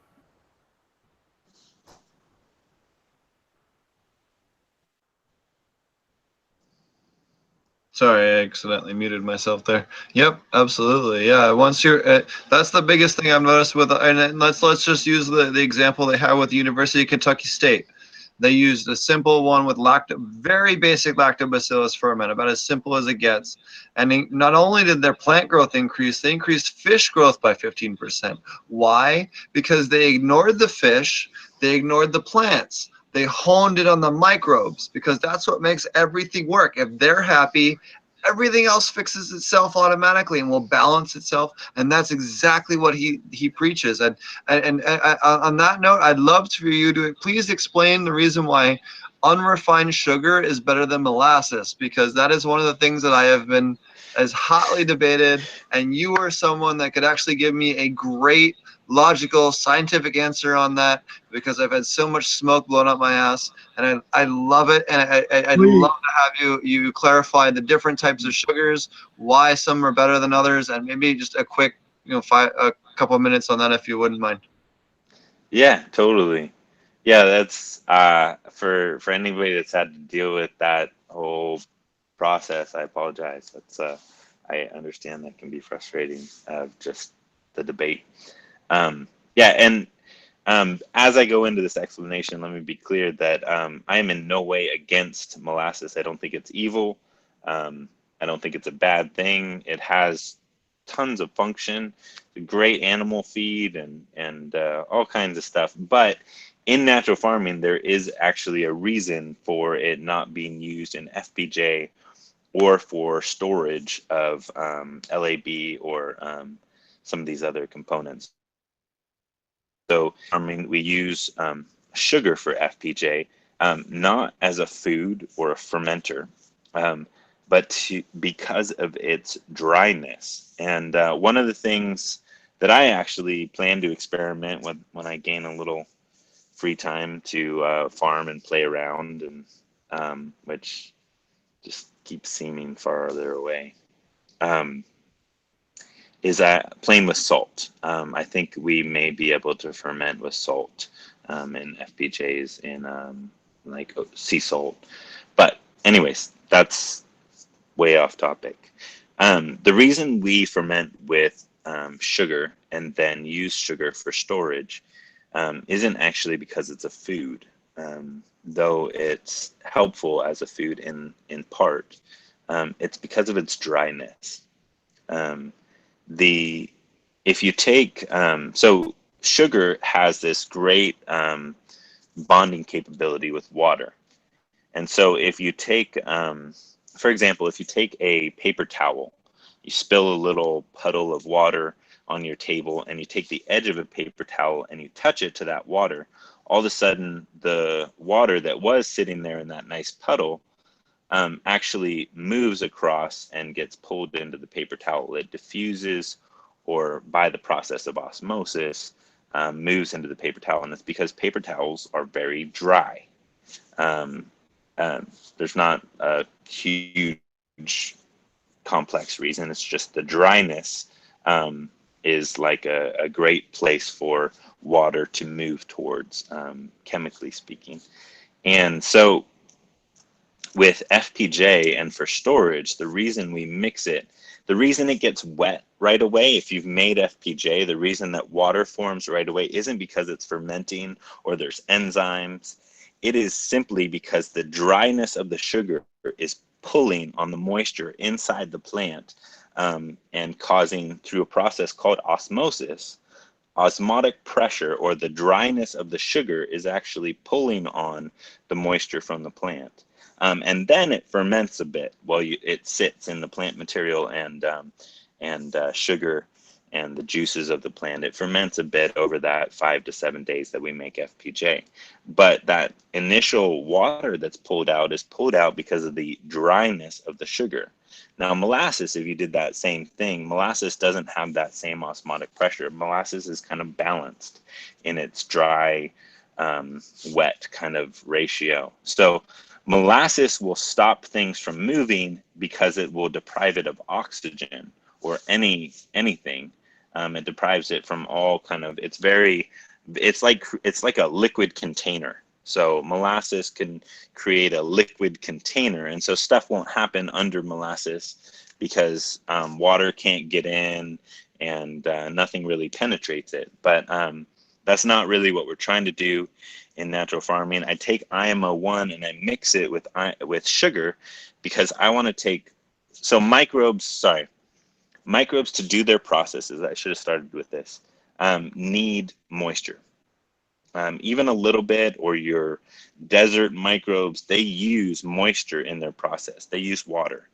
And so in IMO1, if I mix it with this specific weight of brown sugar, it's equal weights for a reason, I am actually combining it with enough sugar to trap all the moisture that's in that IMO1 collection, or most of it, and not overdo it. I'm not crazy drying it out. And so all the moisture in these bodies get trapped, and the IMO doesn't get to keep making generations of microbial life. It doesn't keep fermenting. It just kind of goes dormant. So your fungal bodies will sporulate, and they'll make spores, and they'll just sit there waiting to be reintroduced to water. So it's like cryofreeze. Again, I like that. It's a science fiction term, but it helps kind of us wrap our heads around it. And so this is important when I want to have something as true as it was in nature on my shelf, dormant 3 months later, so that I can use it to wake up and get growing on a substrate or a media. So really important for IMO2 that you don't use molasses, because the osmotic pressure we want, not food. If you're trying to make food for, you're making EM or something, or bokashi, then yes, molasses can be a food source, and diluted in water, it can be excellent. but not for this, especially this IMO2 process. And then for the FPJ process, the same thing. Once we do that initial fermentation and we strain, we want to make sure there's enough sugar in that FPJ so it's not bubbling and going off and turning into alcohol. Enough sugar that it'll sit on that shelf dormant and not further ferment. If I took FPJ and I added half again its volume of water, it would turn into alcohol. That's how alcohol is made: microbes, sugar, and specific amount of oxygen or regulated oxygen, or it'd turn into vinegar. That amount of sugar in an FPJ causes it to stay shelf stable and maintain its integrity. So yeah, we aren't using it for food. We're actually using it for its physical properties more than its food source. So then sugar wise, unrefined sugar is great if you can get it. There's a bunch of different varieties of just kind of raw cane sugar. But if not, if you can just get the C&H brown sugar from Costco, it's fine. It is refined sugar with some molasses added back in, but it doesn't have the viscous quality that molasses has. And then real quick, a nod to compost tea. People are like, why not use molasses in aerated compost tea? And it actually has more to do with the physical properties of molasses again than its food source quality. Molasses is a good food source. It is a good fungal food, but you put a bunch of molasses into a container with bubbling air and it creates molasses bubbles. And those will go anaerobic in the center as the microbes go ballistic, and you'll actually create all these micro anaerobic pockets that will skew your compost tea to imbalance high ciliate levels and bacterial levels if you're trying to get a balanced fungal tea. Let's I could go deeper or longer. I could nerd out on this. No, that was fantastic, man. That's explained it. A lot of people. Now, I don't know. Can you touch real quickly on how to stabilize people's ferments? Because that's something else a lot of people do wrong and end up screwing that up. But that's something else you wouldn't be touching on. Yeah. So FPJ, like I have a video that teaches FPJ, but FPJ, there's finer points. And that's where a lot of this is hard. Like, we put this information out online, but it's really helpful to hang out and farm with somebody that knows what they're doing, because it's all these details that you just learn over time, and that's hard to communicate in videos, and it's hard to communicate even in a short class. And so it's better to experience a bunch of it, run into all the problems, and then be able to go back to a teacher with those things that come up, and then go back and refine and refine. So if you feel like there's a lack of information, it's understandable, but it's because this is more like learning art or cooking than it is like learning math necessarily. But yeah, so FPJ, if you have a dry plant, you're going to need less sugar. So if you're not using like if I go whack a banana off and I make an FPJ with it, or a FFJ, or an orange, I have tons of water and I need a lot of sugar to create the right balance in that fermentation, kind of an equal sugar to water balance, where most of the water is kind of trapped in a chemical bond to sugar molecules. But if I have a drier plant and I use too much sugar, I won't get any speed in fermentation. Like, if I have too much dry a plant and I overdo it with sugar, then it'll kind of like stall out and it won't ferment. So it's that right balance of sugar to moisture in my plant. Now, if I ferment with too little sugar, like I do that 5 to 7 days with too little sugar, and then I strain it off and I put my FPJ on the counter, it'll have too much water in there with infinite food source and lots of microbial life from the yeasts and bacteria that were on that plant in the wild, and it'll keep going. It'll keep fermenting. It'll keep producing alcohols with those sugars. It'll bubble. And so what I need to observe as I ferment is that I have the right amount of sugar to my total water. And then when I go to put it on the shelf, I want to make sure that my FPJ or FFJ is super saturated with sugar, basically all up in sugar bonds because the dry sugar is in there, and then it'll just sit there dormant until I reintroduce it to water. Does that work? Yeah, what would be an example of drier plants? Since you brought up banana and oranges, wet plants where you would need less sugar or more sugar. Like mugwort. Do you have mugwort there in where you guys are?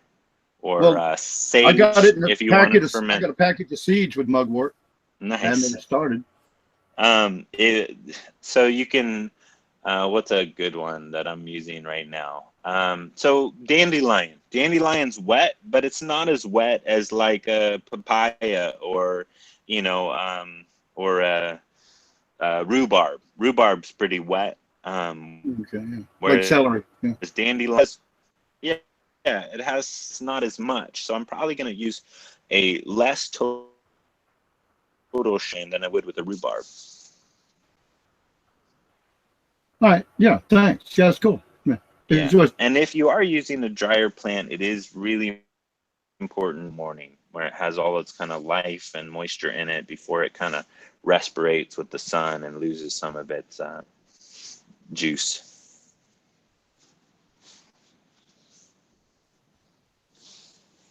That's awesome. Yeah, I've often heard that you can cut it with 50% liquid molasses or other stuff. It's great to finally get clarification on that. Now, how are we doing in chat? We got any questions? One nod real quick while you look for questions. If you wanted to play with dehydrated molasses, that does work. Because of the dryness. Again, we're going back to physical properties, not so much. So I have found people that have a hard time getting sugar. It's expensive. Dehydrated molasses is really cheap. And that can work. That's very good. That's been my go-to for most of my ferments is the powdered molasses. I found the cheapest way to get it is you can buy it in 40 to 55 pound sacks at your local feed store. They actually use it for cattle feed. And it can be some of the most cost-effective way to supply a sugar source, at least with the method that I was using. I understand now that it's maybe not necessarily the best way, but it was very cost-effective at the time. Yeah, and that's key. Of course, ag supplies are also great for that too. Yep. Yeah. Does anyone have any questions about the difference? Oh, I had one last question, if you wouldn't mind. Is can you explain to people a little bit about Oriental herbal nutrient? Because that was something that, again, it's a multi-step process, and it's something that I'm still learning, and I'm still trying to figure out how to wrap my head around, and kind of open a whole new rabbit hole for me. I'm super stoked to hear about. Yeah, I was stoked to hear about you being an herbalist and having herbal medicine as I learned some things from our conversation there in Humboldt. That was fun. Awesome. Yeah, it's so OHN, it's just one thing real quick. It's best if you don't have all the ingredients, just make it with what you have. Of the 5 ingredients, if you don't have all of them, make it with 2. In India, it's so hard for them to get the herbs. They make it with ginger and garlic exclusively, and they have all kinds of the same kind of results and usefulness with it. So yeah, don't add a bunch of things off the top of your head because you're like, I really like this plant, I'm gonna bring it into my OHN. Do that elsewhere or after you really get a feel for how it performs as it's taught, because otherwise you'll never know if it's working or not working. So OHN is a combination of about 5 herbs. Really kind of comes out of traditional Chinese medicine in its reasoning, but through Japan. And it's they all are, I think they're warm in the traditional Chinese medicine lingo, but basically what they do is they promote immunal health in your plant and even in your microbial communities. They promote immunal health, not so much knock out pathogens. They promote the organism's ability to deal with pathogens, and they aren't pleasant for some of your smaller microbes. So the way it works in the microbial world is a lot of your beneficials that we understand, though there's interactions that we don't understand. So I say this with recognition that I know nothing. What we understand is a lot of our beneficials for plants are bigger. Lactobacillus, it's a huge bacteria. A lot of our fungi that we know are beneficial are large. And so some of this antipathogenic properties of these 5 herbs are also somewhat difficult for our smaller microbes to deal with. And so yeah, you do a little bit of fermentation to make these herbs and plants available. So it's ginger, garlic, licorice root, cinnamon, and angelica. And there's 2 parts of angelica root. And you ferment it for 7 days, and then you tincture it. So after the initial fermentation, which really helps it be available, you're not really fermenting any longer. You're now causing the physical properties of these herbs to suspend into alcohol. And so there's this 3 months of stirring, and that stirring is for the kind of fusing or infusing of these herbs, and it micronizes it. Really helps it become highly available in its function and use. And if you didn't stir it, say you did this process, but you just said, oh, it's too much stirring, you would never have fusion between these herbs and your alcohol base. They would just stay separate. You'd have a clear alcohol sitting on the top. You'd have all your herbal content sitting on the bottom. And so it's this very specific process to get the most out of the out of these herbs that aren't super cheap.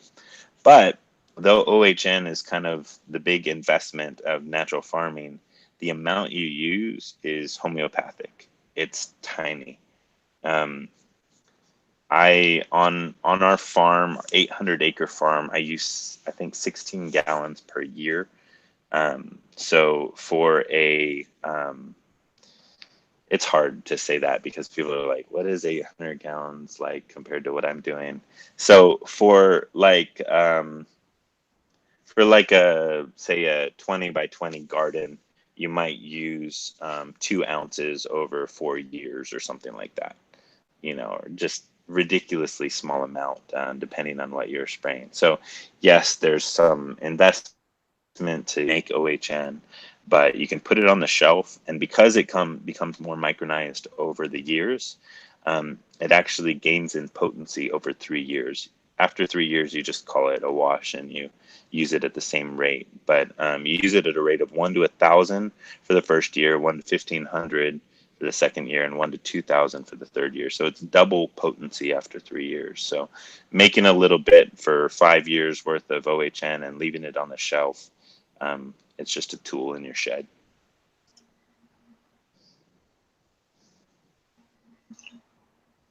That's awesome. So how would you recommend storing that? Would you recommend storing it in the fridge or at room temperature? That's another question I get a lot of. No, just with a lid on. So OHN is not alive, but alcohol will evaporate if you don't have a solid lid. So no, room temperature is fine. I recommend, just so it doesn't, you don't want it constantly heating. Store it like you would your wine, basically. You want it to kind of maintain so if you have a concrete floor somewhere under something tucked in the dark, I'd store it there. Awesome. Yeah. And HDPE is something we use if you're going to use plastic. Never use PP plastic, only PE, polyethylene. Awesome. Is there anything else you want to tell people? I know you do a bunch of classes and stuff. Do you want to tell people about the classes you got coming up before we let you go? And how do they find you and how do they sign up?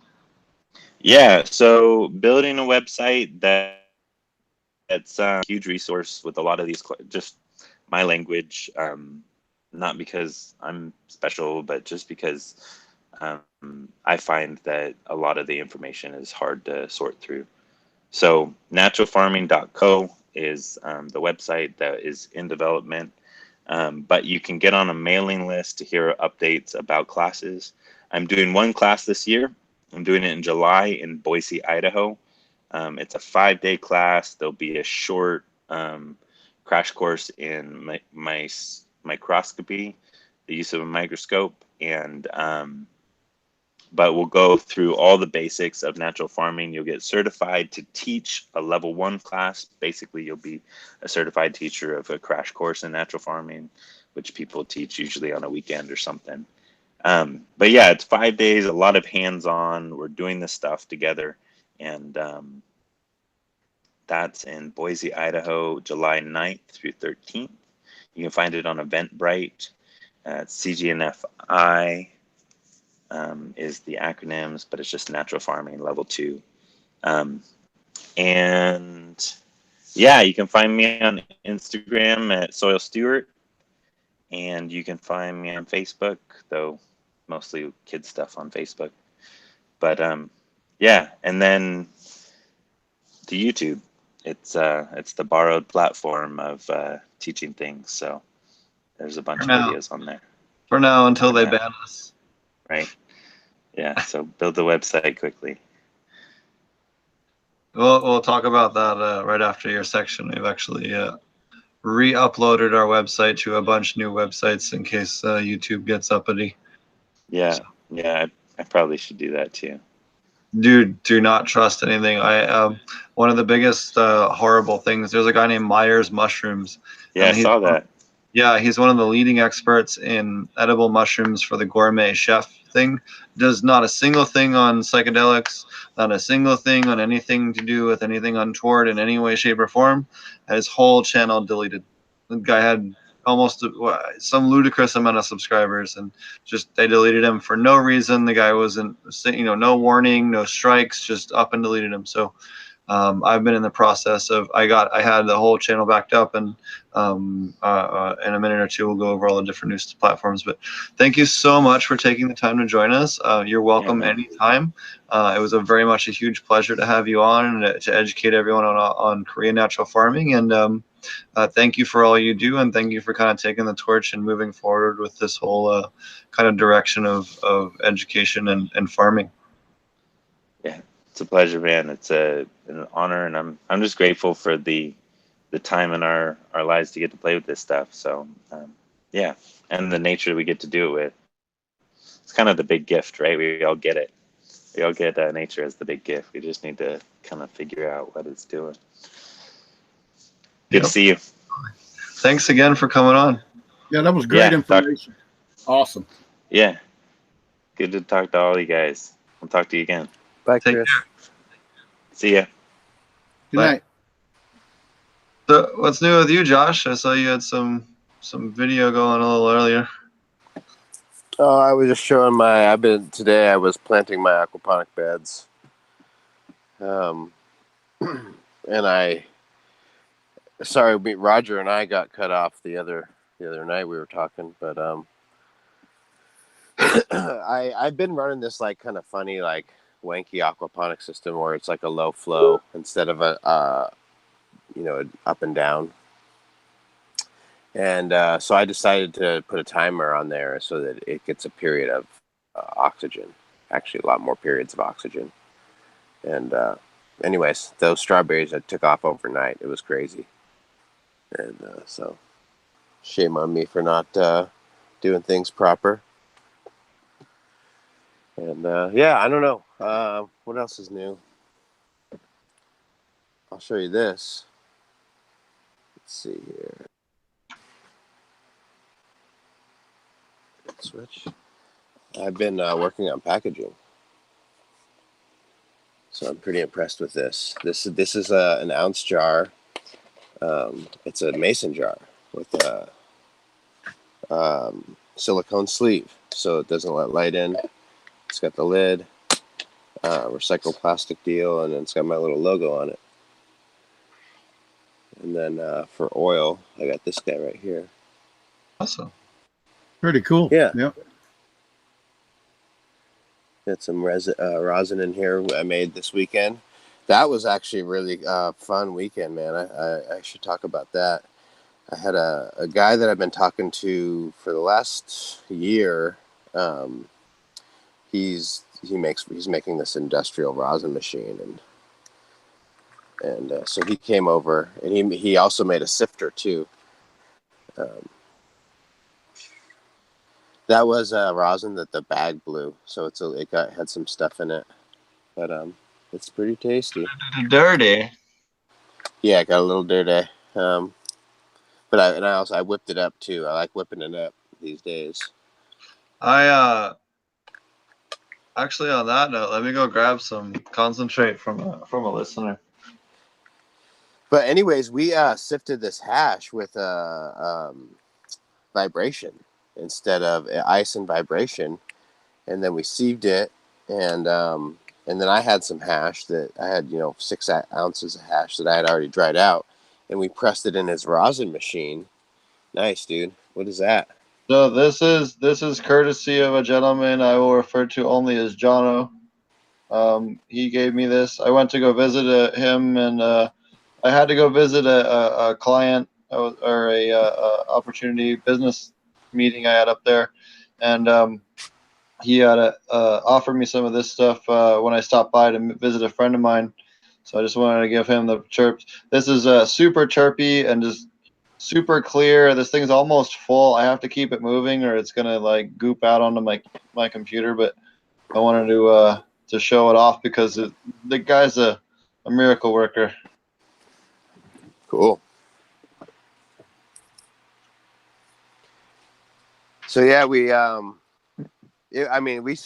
sifted. I should say he also had a pretty cool grinder. So this is all industrial stuff. So we did 66 pounds of fresh frozen from my last harvest. We ground it, shredded it, not ground. I have some videos. We shredded it in like 40 minutes, 40 minutes, and then threw it back in the freezer, and then we washed it all in like 2 hours with this machine. And then he's able to press 4 ounces at a time, and it just squirts out instead of being on the parchment paper where you have to like recollect it and then dab it out into your individual jars. It's a lot of work, right? Yeah. You can just squirt it out right into the jars. It comes out of funnel type thing. I can't talk too much about it. It's an NDA thing. So he came up and demoed it for me, and the idea was I kind of helped him with ideas on how we could refine the process. But I can't say too much more than that. But it was pretty cool to get all that material washed real quick. And yeah, and just once it started flowing, I was pretty skeptical of the process, to be honest. And but once it started flowing, we were both giggling, Looks like you got some sexy ladies behind you. You want to tell us what you got going on? This is my failing clone op. I'm supposed to be cloning these off. In the winter time, I think I talked about it last time, but I lost a lot of my genetics, and so all I had was this room, and it was 2 weeks into flower, so I flipped it back into veg, and so the bottom half in here, you can see it's all like it's just starting to go in flower and stuff. But these are a handful of strains. This is Alien Fire Kush. These are the peanut butter and jelly, a couple of them. I dug a couple out. I'm actually bringing them outside. I'm just kind of getting a little weird because I don't have enough time to do all this shit. Here's the Paiho. I mean, this is like, this is standing 9 feet tall in this little room here. Look at these lights, barely. These are all Alien Fire Kushes. I don't know. I can take a lot of tops off that. I could probably take, 2,000 cuts out of here easy. All apicals. There's a Candyland back in there that I got from. This is a jungle, dude. I'm going in. There's a Candyland back in here. Everything's really healthy. I've just kind of let it go.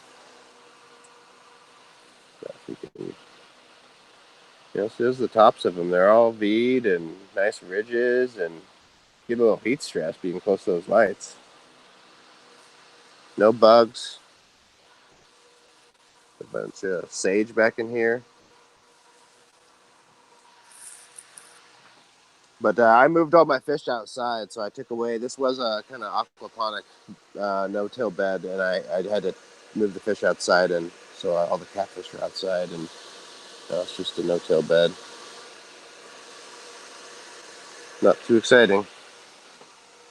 Here's my Carolina Reaper. This is like 4 years old, and it needs some needs to be cloned and moved. But I sifted it out of 200 plants, because this is the one I picked.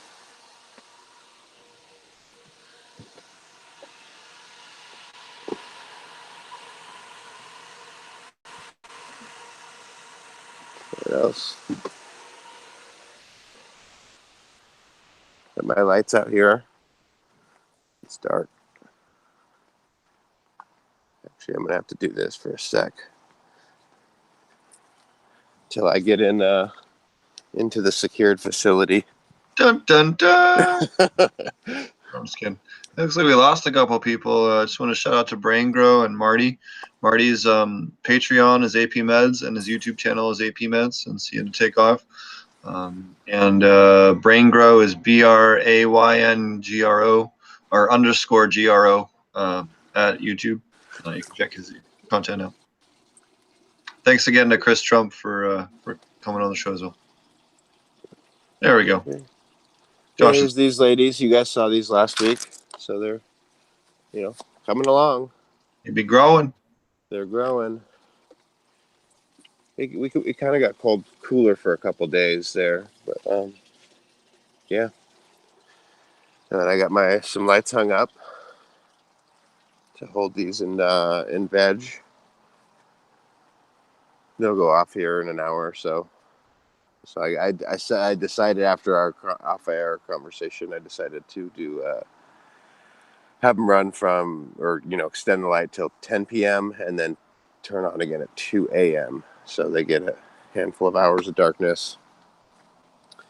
And then when we get to, the second week of July, then I'm going to just pull the plug and they should rock on real hard. But everything's jamming in the greenhouse. Holy shit. That's pretty cool looking there, Bubba. Yeah, it's pretty fun at night to see. Yeah, I could hang out there for a while. Yep. Yeah. I'd like to have this whole thing rode out with all those plants. That's going to be massive. Though. Yeah. Mm-hmm. I can't really, I'd like to wish I could just plant in the soil, but it's too compacted. It wouldn't be worth it. But yeah, the plants in the greenhouse, a lot of them are really just starting to come back. They were all shocked, and now they're all starting to be up and green up, and oh yeah, they've jumped a little from last week. Yeah, you can see the whole thing.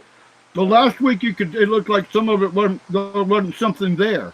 Yeah, and now this week it looks like there's something everywhere. Yeah. See, they're all greening up.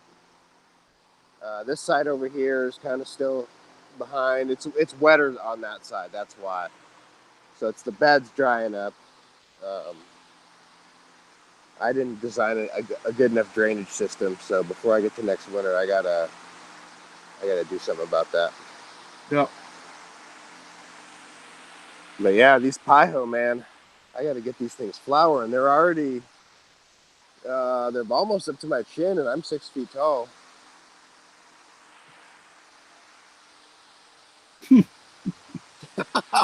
So I don't know. I don't have light depth, so I don't know. I might be out here with the weed whacker.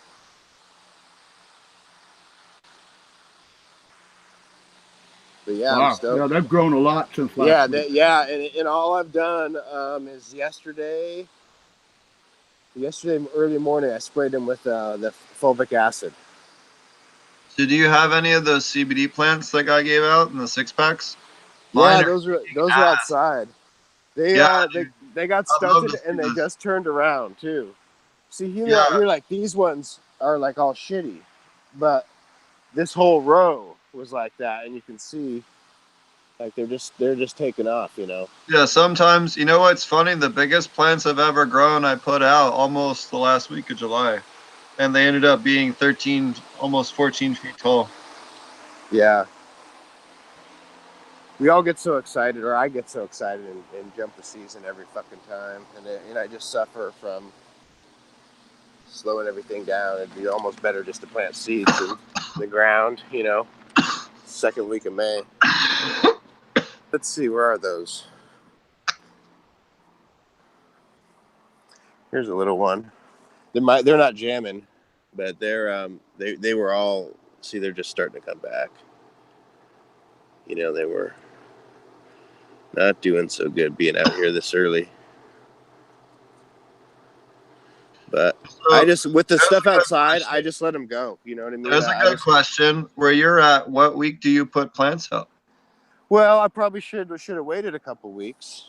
See, this one's starting to move too. But to be honest, by the time I got these, they had thrips on them.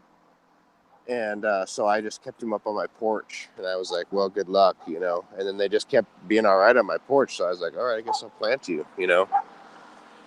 But the typical, like, you know, recommendation is the second or third week of May. So I'm jumped the gun here on all these guys. These are Sinex.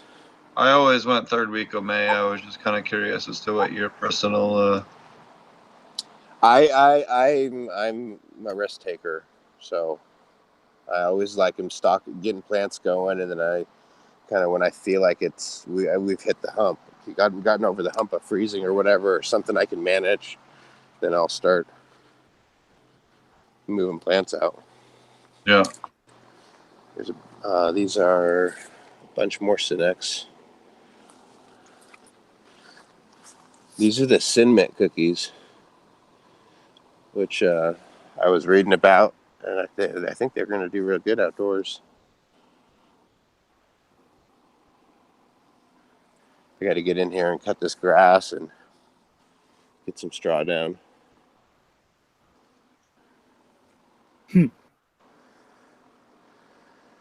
That's some healthy grass, man. Yeah. So I built these beds brand new last year. Yeah. I think they'll do a lot better this year.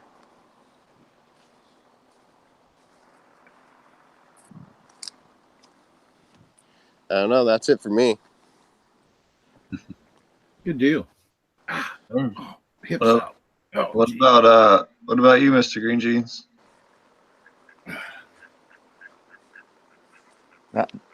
I don't have not much going over here. Chasing the ducks. Usual. I just got. All right, sorry. Yeah. Ducks are great for getting rid of pests, man. They use them in wine vineyards. Keep them around your greenhouses. They eat all the bugs before they get to your plants. The slugs, that's what they're here for. Oh, yeah. Great slug eaters. What about you, Roger? I'm just hanging around. I'm just behind on everything, basically. You know, behind on the farm, behind on the forum, behind on the websites. You know, I'm just trying to pick away every day. I went and crushed a bunch of beer cans today. You know, I got a complaint. So instead of doing something a little more constructive, I had to do something in order to fill somebody else's expectations. But I'm doing great, kind of. Yeah, not a lot going on, just everything. just transplanted my seedlings that we were talking about in the little cups last week because I had to. I'm not going to be able to move them soon enough, so I put them in little 6-inch pots. So I'm doing the the ultimate transplanting grow this time, I guess. We went from our Rockwell cube to our solo cups, and now we're in our 6-inch cups. So I let them get a little bit bigger. And they were only about half root bound, so that was kind of cool. I thought they would be a little bit more, but because they're doing really well. But I just noticed all my blue dream and Strawberry Kush clones are all rooted now. I just noticed the first spurt of growth. That it's the key to saying, yep, they're rooted, because that plant wasn't that big yesterday. So I'm happy about that, So, and I got I guess my moms are gonna have to take some take the tops off a little bit, make some clones off the top of them, and throw them in the veg room. Now that I know the other ones are rooted, And I'm happy to report. Well, I was listening to Chris earlier. I got jonesing and went back and found one of the bags of stuff I was going to make medicine cocoa oil out of, and I think it's the remnants of all the little calyxes and small buds off the Blue Dream, and I got a nice little buzz during the show. So I'm feeling a lot better than I was when I started off the show with half of a leaf joint, left over. I might make it, to another week, So. But anyway, that's it. Nothing. Same old shit. Different day. As we say. I really enjoyed Chris Trump. And the best thing, hanging out with you guys last year. By the way, we didn't talk about it because we had such great guests that night. But 420 was my 1-year anniversary on the show. So I wanted to bring that up and say, I really enjoyed it. And during that year, I got to sit here tonight with Chris Trump, and I understood most of what he was talking about, pretty much. Thanks to Josh. If Josh is still listening, I mean, if he's there, he took his picture. But Josh, I actually knew what the IMO stuff was because Josh and I talked about that last week after the show. So that was really cool that I learned something last week from Josh that tonight was talked about. I'm like, I understand what the hell's going on. It was great information. Almost anybody can understand that stuff. I mean, I like the way he did analogies to stuff. Don't just make this shit up. Yeah, we do. Yeah, we do. We just got a big conspiracy going on. It's pretty cool, though. I really enjoyed tonight, and he was great. He was great. I wish I had the money and the time to get up to Idaho and take that class, because I'd love to be a certified teacher of the. I bet that'd go over real good around here, man. We got over here on the East Coast. I'll tell you what, Carolina. We got that would go over real good. I think you could sell classes, like you could do as many weekends as you want if you got that certification. That'd be kind of cool. Yeah, it's just the time I want to go. It's actually not too far from where I live, and it's really affordable too. I can't remember what his exact price was, but he didn't mention. Well, I like to ask sometimes because most people don't ever say a price, but I like to ask. It's under $500. See, that's not bad for 5 days. Yeah, that's pretty cheap for 5 days. It might have been like 300 something. I don't quote me on it, but and the hotel room should be a little cheaper in Idaho than LA or yeah San Francisco. Boise's a pretty hopping town, though. No, I love it up there. I rode up horseback there one time, and got to hang out. It's a farmland, but yeah, Boise's a city, a pretty big city. Yeah. No doubt about it. They do not like weed there, though. It'll be expensive. I like to go, though, but, nothing. Anyway, yeah, everybody I think Faust is going to go, and I think Chip Osborne, which we should get Chip on here, Steve. Chip would be awesome. He was at one of the conferences we did this winter, but he's like a soil chemistry guy, and he works big on managing big turf, like baseball fields, amusement parks, all organically. Wow. See, I know a guy like that here, but it's all chemical fertilizer. He makes the fertilizer for a chemical company, and he does a lot of golf courses and stuff like that. So, See, I think that Chip organic used would to be cool. do that back in the day, and then he switched over. And once he learned about the soil, organic and the soil food web, and it's been a long time since he's done that, but he's quite the expert. He breaks it down. That was one of my favorite things about having Cowboy, or we affectionately call him Cowboy. I forget what his first and last name was. Joe. He probably doesn't want me to say his first and last name, but we'll affectionately call him Cowboy. And it was just awesome to see how someone who is, as red-blooded Republican and the opposite of what you traditionally think is someone that would listen to our kind of culture, our kind of gardening methods, and to have this guy taking notes the whole time. And it's so great to see how organic gardening can really bridge culture gaps and really bring, people of all walks of life together. And I really wanted to just again touch on this specific show, especially because of how what Chris is doing is now being applied to a lot of cattle ranchers and stuff, slowly but surely, and it really has a chance to really change how America farms as a whole.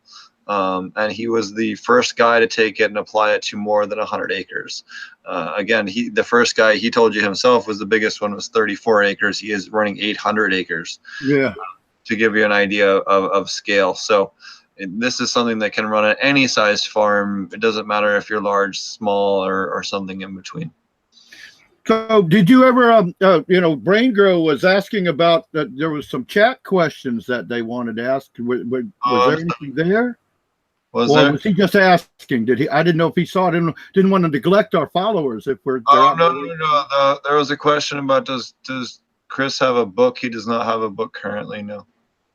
Okay, so it wasn't prevalent to interrupt Chris while he was teaching. No, he has really good how-to videos on his YouTube channel. Yeah, I can if tell. You're looking for more about any of the things he talked about, he has one of the how-to videos on one of the brews is like 45 minutes long. Like, he does a very good, thorough job of explaining to you how to do things in brutal detail in a very clear and easy to understand way. And if you're looking for more information on it, highly, highly, highly suggest checking out his YouTube channel. It's Chris Trump. And you just quick YouTube channel, Google him, and you'll get it. And you know what I love? That he gave us we finally have the answer for the people about molasses.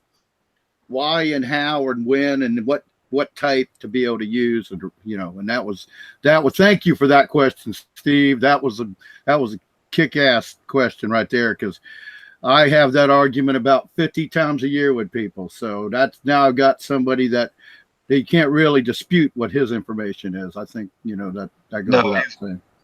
He's the guy doing it on a bigger scale than anyone else. Yeah. So kind of the authority, at least in that particular field, is, in my opinion, at least. But top 3 in the U.S., as he says. What's amazing is that taking those same applications and applying them to aquaponics, it makes a world of difference. Even just the lactobacillus ferments to aquaponics not only will make your fish grow faster, but your plants grow faster. So I've been another good thing. Oh, go ahead.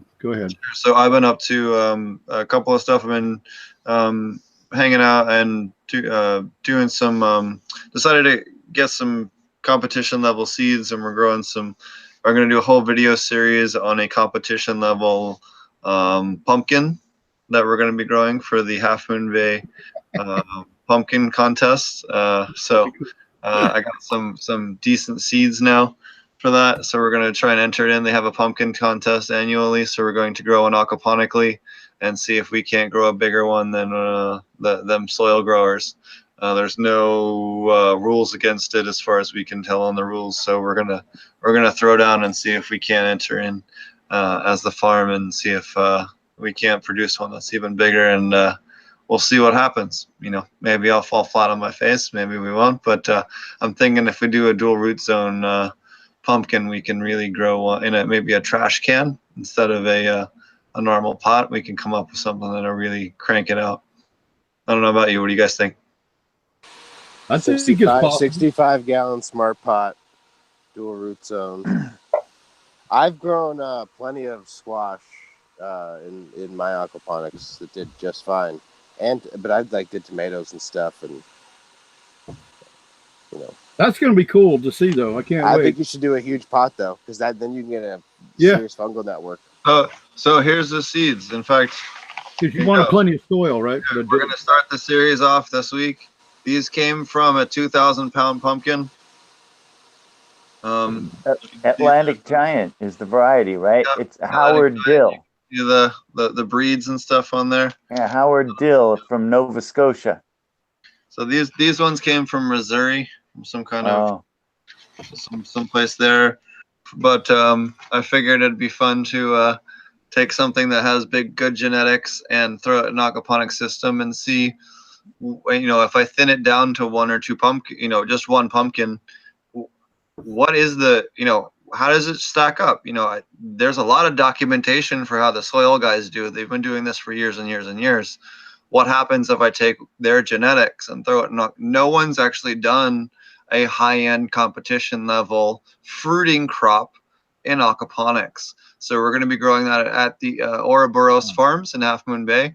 We're going to be doing a video series on that, and we're extremely excited to do that because most aquaponic farms are very focused on lettuce. So it'd be kind of neat to see how this works out. Obviously, we have other things going on, but we thought it'd be kind of a fun side project. I think a lot of those giant squash and giant pumpkins are grown pretty far north in northern latitudes. Maybe it might be a good idea to supplement with lighting, like where you guys are, to increase the length of the day, like a couple of hours or something in the middle of the summer. I don't know. Could be arranged. Like put them right over the vines directly, Coil the vines, circles each light, right? Like have it like a spiral and then go over and have another spiral. It's time to call Brendan. Get Brendan in. We'll get Brendan in and we'll design these nice, neat grids and In fact, I just saw Brendan. It's a contest. You're going out here to win. They'll be back on the show. Brendan and Orr will be back on the show here in the next month or two. All right. Next week we're gonna have Brett from the dude from Dude Grows. A handful of you know his real name, and we'll have we might also have depending on his schedule, Grow Guru as well, and then we're going to have Marty has a guest from. Hold on a second. Shout out to Marty. Big thank you for helping get some guests on the show. A gentleman from NWGA Hemp. They run a really cool hemp operation. And Marty is familiar with them. They do a bunch of geothermal stuff and a bunch of other cool organic production stuff. And a real good sustainable company. So Marty's been working on helping get them on the show. So thank you again to Marty for doing that and taking the effort to reach out and bring some viewers on. Again, if any is a fan of the show and you know someone that we'd love to get interviewed on here and have them share their knowledge, please reach out. Feel free to email me at potentponics@gmail.com. We also have our first CBD dinner at the Ouroboros Farms, where we'll be doing a farm-to-table CBD-infused dinner on June 23rd. Information is available on the website. We will have the schedule available for the rest of the herb, cannabis, and other classes here in the next week or so on the website. It's all done, and we just got to make it live. There's having a last-minute website issue at the moment. So I'm just trying to think if there's anything else going on. Working on a couple of other cool things can't talk about right now, and right now just in licensing hell, waiting on licensing. Some filed, some not filed, some awaiting review by city councils, some awaiting review by different governments. It's sick and tired of waiting for paperwork and sick and tired of filling out forms and paperwork for stuff, but that's where we're at with our cannabis stuff. But that's been fun. But you know how that is. Business. The hardest part of a cannabis business is actually getting the ability to operate. But that's how things go. Again, thanks everyone for listening. Oh, I wanted a quick mention. So I got us. We are now on tunein.com. We are also now on iHeartRadio.com. We are also on SoundCloud.com, iTunes.com, a whole bunch of other ones, Stitcher, Speaker.com.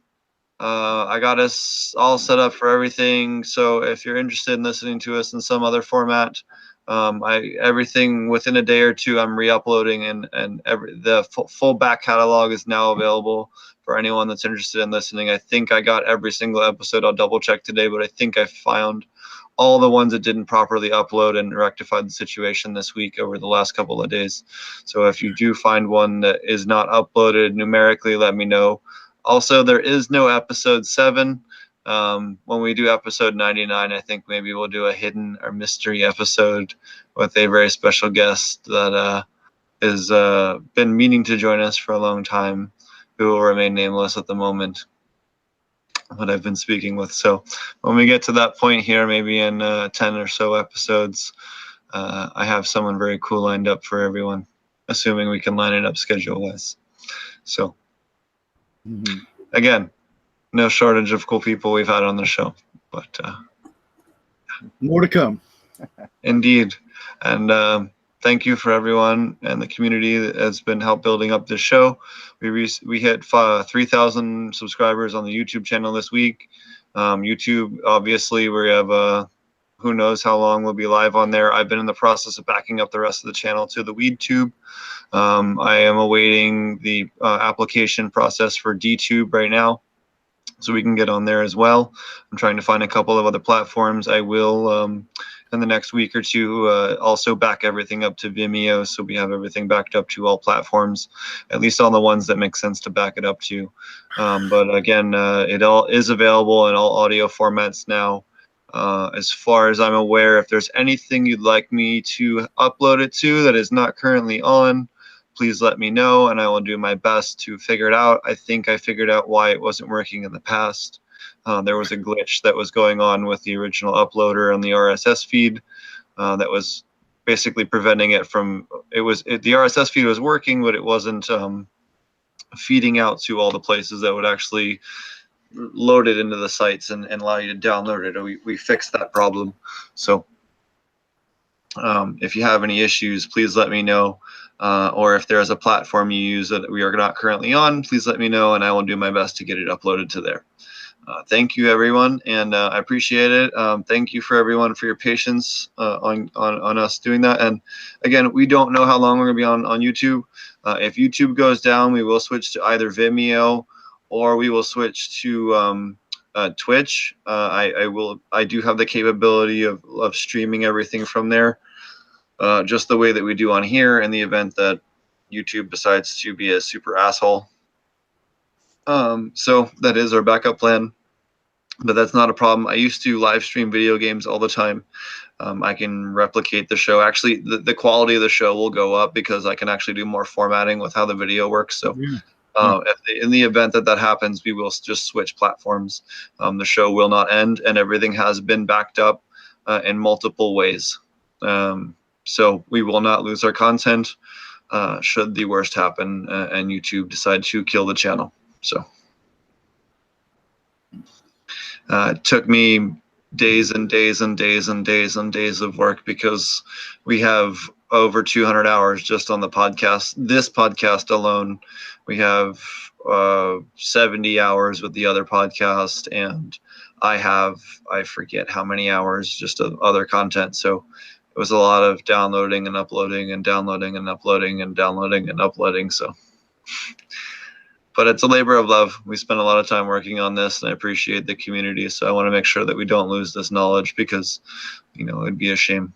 And I've seen how Crazy Dago lost his, Growers Roundtable. It's just, that's horrible that they lost that. And a lot of other big name YouTubers have lost their channels, and that really fucking sucks. That's a whole amount of knowledge that, no one's going to have that conversation the same way again with those people that were there, that were invited on that episode. Think about all the incredible conversations we've had here, and all the different panelists we've had, and the amalgamation of panelists that have led to some incredible conversations. You can't recreate that organically, so I want to make sure that everything's backed up immediately, so that there's no chance, even if YouTube goes crazy, that everything will be archived. So okay then. all right, sorry about that, a little bit of a rant, but I just wanted to let you guys know that I've spent many an hour in the last month or so backing up everything. Good news. Good to hear. So anyways, thanks for everyone for watching. Thanks again to Chris Trump for coming on the show, and all the other panelists that had to duck out a little early. And we'll be back again next week with the guys from the Dude Grows. Thanks a lot, and we'll catch you guys next time. Cheers. Happy growing. Bye.